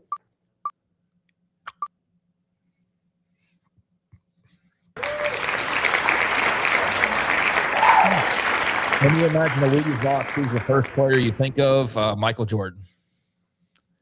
It's not for me, and because of more old school, I want to think it was. I want to think that it was. Damn it! Was it Bob Toomey or who won the decathlon? It's the first time I saw it. Bob Richards, who won, was a high pole vaulter. In fact, he lived in Waco for a while. Was on a Wheaties box as well, but I want to think it was Bob Toomey, but I could be wrong. But let's see what the chat says as far as that's concerned. I'm not asking you who was the first. Who do you imagine? I understand that. Who do I imagine? This guy's back in the 60s, a part of the Olympic Games. All right. Now, let's get to the quizzes for today. We were 2-0. We're 184-2 in the last, I think, 60 different shows. Here we go. When the National League was formed in 1876, the rule book looked radically different than it does today. For instance, how many balls did it take for a batter to earn a walk? Ugh. I mean, I have no earthly idea on this. I don't think I've ever stumbled upon this bit of trivia over the years. I'd say 3 or 5, but I'm totally blindly guessing on that. Which did you say, 3 or 5? I'll say 3. I have no idea. I'm going to say, you and I, I'm going to lean with you with 3. I think it's 5 because, man, you talk about in today's baseball with how many strikes and balls because nobody can hit it unless they hit a home run. God, that would have taken forever to play the game. Go ahead. You pick it. It's yours. Say 3. No, go ahead with 5. Go ahead 5. If it's 6 or 9, golly. 9. Okay. That's stupid. Are you kidding me? In the earliest days of pro baseball, pitchers were viewed simply as facilitators tasked with serving up a pitch the batter could hit, and pitching overhand was actually illegal until 1883. Because of this, umpires required a massive 9 balls to grant a base on balls. The Rules Committee gradually reduced the requirement over the next decade to 8, 7, 6, and 5 before finally settling on the modern standard of 4 in 1889. So, yeah, had no idea. I can only imagine how much, I don't know. I guess they didn't have Twitter back then about how people would have complained about the length of games with 9, but I don't know. I don't know how long those games would have been back then because obviously the rules are way different. I had no idea this was ever a thing. So cool. The more you know. All right. So we lost and we had been on a pretty remarkable run. Let's try to at least dig ourselves out of the ditch with second quiz question from, let's see, facing high player fatalities and a ban threat from President Teddy Roosevelt. In what landmark year did colleges meet to completely rewrite the football rule book and save the sport? We're going by the 1800s every trivia question now. No freaking clue whatsoever. Should probably know this given Teddy Roosevelt's history and having read a little bit about that, but have no idea on the actual. I wish I could remember what years Teddy Roosevelt was in office. That would help here. I believe it's not 35. Not 35. That's about the time they started to award the Heisman. No, it's definitely not 1935. I think 1892 is too early. I'm going to say 1916. I'm going to say 1916. Do you know when you don't remember when he was president? No. I wasn't quite born yet. Let's see what the chat's saying. Maybe they can help us and pull us out of this. We can't. 1916 sounds a little bit later, but we'll roll with that. No. Hold on. Oh, everyone's saying 1906. That sounds more right to me than 1916 seems a little bit too late for his presidency, but I can't tell you with certainty. So yeah, 1906. I think chat's right. All right, let's do 1906. We're going to go with the chat. If you're wrong, we'll never listen to you again. And the answer is, there it is. Congrats, chat. He passed away. I do know he passed away in 1919. So, yeah, 1916 would have been a little bit too late. Thank you for the assist, chat there. That was your win all the way. Following a brutal 1905 season that saw 18-player deaths nationwide. See, I remember reading about this. President Roosevelt threatened to ban football entirely unless it was cleaned up. In January 06, 62 colleges met to rewrite the rule book, legalizing the forward pass to spread out the field, doubling the first down distance to 10 yards, and establishing the neutral zone. This massive safety overhaul saved the sport from extinction and laid the groundwork for the modern NCAA. So, yeah, well done, chat, in getting us that one right. And sounded like, yeah, that was about dead on because 1916 sounded a little bit late, as I mentioned. So thank you. Glad we got that one. We dug ourselves out of a possible slump at 0-2. Now let's get to what the viewers you said or how you voted when it came to the poll results. Do you side with the Big 12 coaches on expanding the college football playoff to 24 teams? And I had an idea that the no 12 is already plenty would win. And not quite a landslide, but they 58% to 42.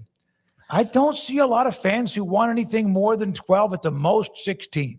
I think 16 would be perfect. It lines up well. I really like 12 though, and I do think having a couple teams that get to I guess more but get to benefit from the bye. In that scenario, I like it. I think when you start to get into 24 and then you have buys, I just think that's ridiculous. Like, I think that's just the dumbest thing. So yeah, I'm with the majority here. 12 is already plenty.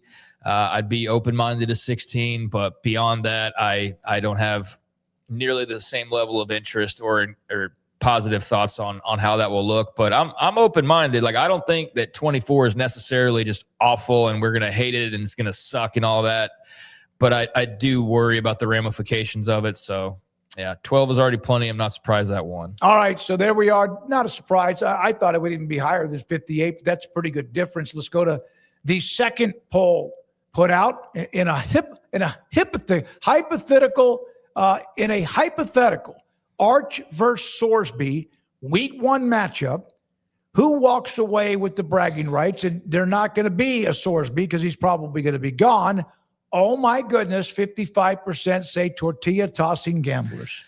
I'm not surprised that Texas Tech got the slight edge here. I think in reading what we're reading, and maybe some people already read some of the stuff from that article that just came out today, I just think it's even more of a certainty that he's not going to play. But if he was able to, gosh dang, man. I vote C. Both teams win. No. That's boring. What the hell? Yeah, sure. Texas Tech wins tortilla tossing gamblers. Let's go. I mean, where's the game played? I need to know that. I need to get into the film room a little bit. I would just love to see it. I would love to see it. What will it be if he does somehow get granted the ability to play, and what is it going to be at stadiums on the road? Wow. Including, I believe they play at Cincinnati, right? So yeah, that would be a heck of an atmosphere. And I just hope the Big 12 will be as lame ass self as usual and impose some guidelines of you can't bring signs to taunt him or whatever. But I don't think we're gonna have to worry about that. And if we do, then that's a much bigger story than if he gets banned. If we're talking about a scenario where they decide, this judge, like, yeah, you know what, mental health, 4 games, and then you get to come back in October. I just, as much as we've kind of had the sky is falling or this sucks or I'm getting old and I don't care as much anymore, or all these these sentiments out there, which are all understandable. I've experienced a lot of them myself. I still love college football, and through thick and thin so far, like, it's had some things that kind of, I don't like that. I don't love that, but you learn to love it, and you learn to love it. I think that's probably what would happen with the 2014 playoff as well. But man, I don't know how I'm going to feel if they allow a guy who's, for example, gone from having placed a couple bets to 40 at Indiana alone, and then similar at Cincinnati, and then same at Tech, and he's been there freaking 4 months. And he's using other people's accounts. Like, if that guy's allowed to play, then I don't know. There's no coming back from that. No, I don't think there is either. Thank you to Andrew Valade and Garrett Ross, to Logan Bagessi and Houston Hall, and also, of course, to Rez Michelangelo Flores. We appreciate what he's done today. By the way, A&M's taking the lead on Lamar 6-5 in the 8th. And how about this one? Craig, you jinxed UCLA. St. Mary's beat them, the number 1 overall seed. Now it's double elimination in LA today by a final of 3-2. That's what I do. I jinx you. So I'll take Texas to win that game against Texas Tech in the hypothetical. Or should I take Texas Tech? No. Yeah, I think it ought to be a fun weekend of baseball and softball for those that dabble. It's going to be a lot of fun over the next couple of days. One nugget, first time a number 1 overall national seed has lost the 1 versus 4 seed game in NCAA history. All right, thank you very much, our sponsors, you, the audience. We appreciate you. We'll be back Monday at 3. For Craig Smoak, I'm David Smoak. This is The Smoak Show and 365 Sports. Have a great weekend.